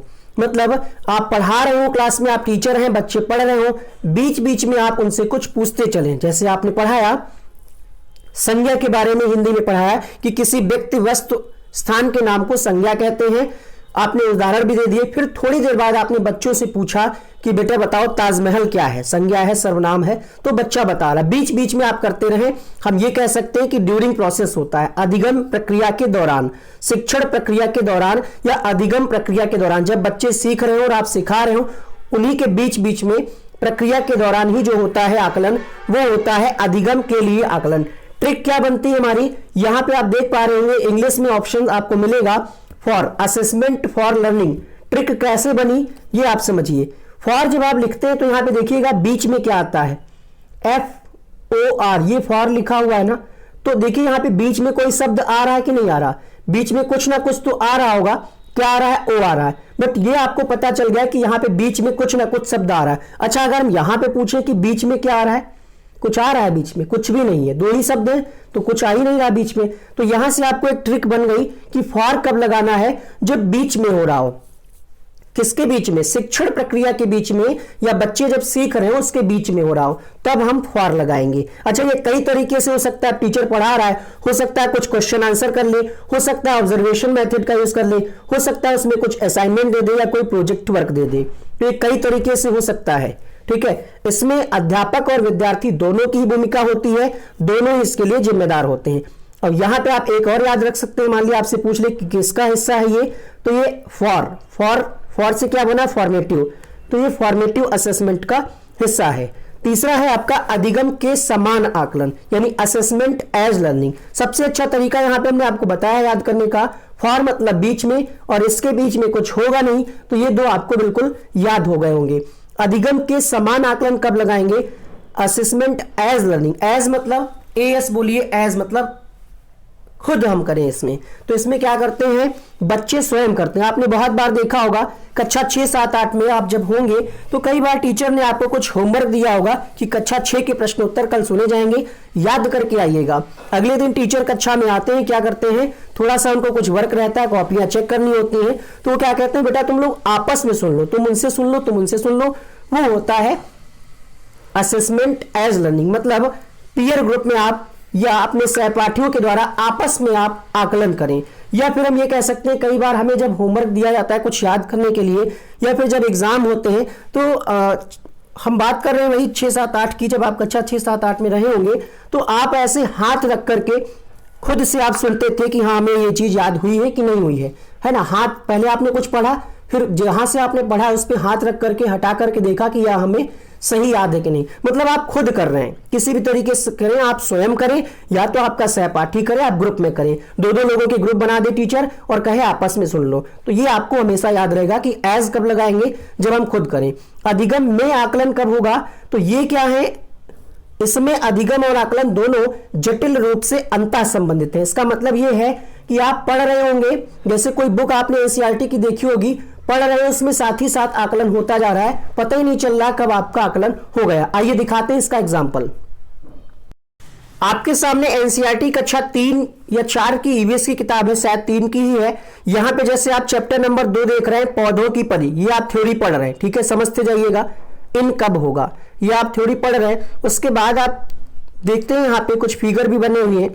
थोड़ा सा और हम अगर इसको स्क्रॉल करें तो यहाँ पे आप देख पाएंगे कुछ यहाँ पे बीच बीच में क्या है, टेस्ट दिए हुए हैं। जैसे ये लिखा है, कविता के चारों तरफ बने पत्तों में रंग भरो, है ना। यहाँ पे क्या है, साथ ही साथ आपका हो रहा है आकलन। अधिगम में आकलन यहाँ पे है। जैसे यहाँ पे एक क्वेश्चन है कि मशहूर कलाकार विष्णु चिंचालकर इंदौर मध्य प्रदेश ऐसे सूखे पत्तों से बढ़िया चित्र बनाते थे, यह कलाकारी भी उन्हीं से प्रेरित है। ये प्रश्न पूछा जाता है सीटेट पेपर 1 में पर्यावरण में। तो यहाँ पे जो साथ साथ में दिया हुआ है वही होता है असेसमेंट इन लर्निंग, यानी साथ ही साथ यहाँ पे देखिए क्या कहा जा रहा है कि आपने अपने घर में देखो किन चीजों से फूल पत्ती डिजाइन बने। यहाँ पे तो बहुत अच्छे से इस चैप्टर में नहीं दिया है, बट अगर आप कक्षा 4 की किताब में जाएंगे तो आप देखेंगे यहाँ पे कॉर्नर पे कहीं पे लिखा होता है आपने क्या सीखा, है ना, क्रियाकलाप, इस तरीके से चीजें बीच बीच में दी होती हैं, वही होता है। जैसे यहाँ पे दिया हुआ ना, तुम्हारे परिवार में कौन है उनका नाम लिखो, तो हो गया ये अधिगम में आकलन हो गया साथ में, ठीक है। तो ये इस तरीके से आप समझ पा रहे होंगे कि कैसे आप अधिगम में आकलन करेंगे। इसीलिए यहाँ पे इस चीज को लिखा गया है कि अधिगम और आकलन दोनों क्या है, जटिल रूप से अंतर संबंधित है। आपको पता ही नहीं चलेगा कि कब आकलन हो गया है, ठीक है। अधिगम के अंदर ही होता है और इनको आप अलग नहीं कर सकते, क्योंकि लिखा ना असेसमेंट इन लर्निंग, जटिल रूप से अंतर संबंधित होते हैं। एक बार फिर से हम आपको रिवाइज करा दें, अधिगम का आकलन कब होगा, जब अंत में हो, सीखने के प्रोसेस जब कंप्लीट हो जाए, आखिरी में हो। फॉर कब लगाएंगे, फॉर में हमने आपको बताया था बीच में ORR था, तो बीच बीच में होता रहेगा टीचर के द्वारा, इसमें बच्चे को भी ध्यान में रखा जाएगा। एज कब होगा, जब हम खुद करें, अपने दोस्तों से करवाएं असेसमेंट यानी आकलन। अधिगम में कब होगा, तो ये बुक में साथ ही साथ होगा। क्वेश्चंस करते हैं। पहला प्रश्न है, क्रिस्टीना अपनी कक्षा को क्षेत्र भ्रमण पर ले जाती है, वापस आने पर अपने विद्यार्थियों के साथ भ्रमण पर चर्चा करती है, यह डैश की ओर संकेत करता है। हालांकि इस क्वेश्चन में कई किताबों में आंसर आपको अलग अलग मिलता है। देखते हैं थ्योरी पर आधारित आपने क्या सीखा। तो पहला ऑप्शन है सीखने के लिए आकलन, आकलन के लिए सीखना, आकलन का सीखना, या फिर सीखने को आकलन। पहला प्रश्न आपके सामने, और इसका जो सही जवाब होगा वो होगा सीखने के लिए आकलन। सीखने के लिए आकलन क्यों होगा? क्योंकि हमने आपको बताया कि असेसमेंट फॉर लर्निंग कब लगाएंगे, जब ये प्रक्रिया के दौरान हो। देखिए ये भ्रमण पे ले गई है, वापस आ गई, बट अभी ऐसा तो है नहीं कि पूरी प्रक्रिया कंप्लीट हो गई हो। भ्रमण से वापस आई, ऐसा तो है नहीं कि जो पूरी प्रक्रिया कर रही थी वो सब कुछ कंप्लीट हो गया हो। भ्रमण पे वापस आकर के चर्चा कर रही है, तो ये हो जाएगा सीखने के लिए आकलन। कई किताबों में इसका आंसर सीखने का आकलन या कुछ और मिलता है। फिलहाल जहां तक मेरी जानकारी में इसको बहुत अच्छे से चेक किया है, आंसर इसका यही जाएगा, सीखने के लिए आकलन, क्योंकि ये लर्निंग प्रोसेस अभी खत्म नहीं हुई। हाँ, वो भ्रमण पे ले गई थी, वो प्रोसेस खत्म हुआ है, बट अभी लर्निंग प्रोसेस पूरी तरीके से खत्म नहीं हुई, तो इसमें सुधार की आवश्यकता है। फर्स्ट ऑप्शन सही होगा, सीखने के लिए आकलन। चेक करिएगा, अगर आपको कोई डाउट लगता है तो आप कमेंट बॉक्स में पूछिएगा। जब एक बावर्ची खाना पकाते समय खाने को चखता है तो यह डैश के समान है। सीखने का आकलन, सीखने के लिए आकलन, सीखने के रूप में आकलन, आकलन और सीखना। ठीक है, तो यहां पे बावर्ची खाना पका रहा है, खुद ही तो चख रहा है, तो जब खुद चखेगा तो क्या होगा? आप क्या लगाएंगे, जल्दी से बताइए। तो आप लगाएंगे असेसमेंट एज लर्निंग, अर्थात सीखने के रूप में आकलन, खुद कर रहा है यहां पे इसलिए। अगला देखिएगा, पर्यावरण अध्ययन में शिक्षक के द्वारा बच्चों को स्वयं अपने का आकलन करने के लिए अवसर देना स्व आकलन क्या है? सीखने का आकलन, सीखने के लिए आकलन। सीसीई का मतलब होता है सतत एवं व्यापक मूल्यांकन, कंटिन्यूअस एंड कॉम्प्रिहेंसिव एवेल्युएशन। यहां पे आप क्या लगाएंगे? तीसरे प्रश्न में आप लगाएंगे असेसमेंट एज लर्निंग, सीखने के समान आकलन। ठीक है, के समान कहा जाए या फिर के रूप में कहा जाए, एक ही बात होगी। आगे बढ़ते हैं अगले प्रश्न के लिए। एज इंग्लिश में देख लीजिएगा, लिखा होगा असेसमेंट एज लर्निंग, के लिए नहीं होगा यहाँ पे। के लिए कब होता है? हमने आपको बताया जब ड्यूरिंग प्रोसेस हो। यहाँ पे तो बच्चे स्वयं कर रहे हैं, लिखा है साफ साफ कि बच्चे स्वयं कर रहे हैं। का कब होगा? जब अंत में हो, जब आपने सब कुछ पढ़ा दिया है तब होगा। यहाँ पे बच्चे स्वयं कर रहे हैं तो क्या होगा? सीखने के समान आकलन होगा। और यहाँ पे भी बावर्ची क्या है? स्वयं कर रहा है, तो क्या होगा? सीखने के रूप में होगा। इंग्लिश में अगर आप देखेंगे तो यहाँ पे असेसमेंट एज लर्निंग ही लिखा होगा। चौथा प्रश्न देखिएगा, निम्नलिखित में से कौन सा एक अन्य विकल्पों से संबद्ध नहीं है? पहला ऑप्शन है स्व आकलन के कौशल को प्रतिमानित करना, प्रश्नोत्तर सत्रों को संगठित करना, किसी विषय पर विद्यार्थी की प्रतिक्रिया को लेना, प्रश्नोत्तरी परिचालित करना। क्वेश्चन नंबर 4 आपके सामने। 3 एक जैसे हैं, एक अलग होगा। 3 एक जैसे कौन कौन से हैं? यहाँ पे बात कही जा रही प्रश्नोत्तर, यहाँ पे बात कही जा रही प्रश्नोत्तर, तो ये 2 एक जैसे हो गए, हमने काट दिया यहाँ पे। अब देखिए यहाँ पे एक में कहा जा रहा है स्व आकलन के कौशल को प्रतिमानित करना, एक में कहा जा रहा है किसी विषय पर विद्यार्थियों की प्रतिक्रिया लेना। प्रतिक्रिया कैसे लेंगे आप? क्वेश्चन आंसर करेंगे ना, आप कुछ प्रश्न करेंगे बच्चों से, तो ये तीनों एक जैसे हो गए। इसमें स्व आकलन की बात कही जा रही तो ये अलग हो गया। आंसर जाएगा ऑप्शन नंबर फर्स्ट के साथ। एक प्रश्न जरूर आएगा आपकी परीक्षा में, और 2 भी आ सकते हैं, एक ईवीएस में और एक सीडीपी में, जैसा 2019 में हुआ था। सीखने के लिए आकलन, पहला ऑप्शन है अभिप्रेरणा को बढ़ावा देता है, अलग करने और रैंक देने के प्रयोजन के लिए किया जाता है, ग्रेड्स को पूरी तरह से महत्व पर बल देता है, या फिर विशिष्ट होता है और अपने आप की गई आकलन की गतिविधि है। क्वेश्चन नंबर 6 आपके सामने। सीखने के लिए आकलन मतलब क्या हुआ? सीखने के लिए आकलन का मतलब एक बार फिर से हम आपको बता दें, असेसमेंट फॉर लर्निंग जो बीच बीच में चलता रहता है। फॉर मतलब बीच में, तो ये क्या है?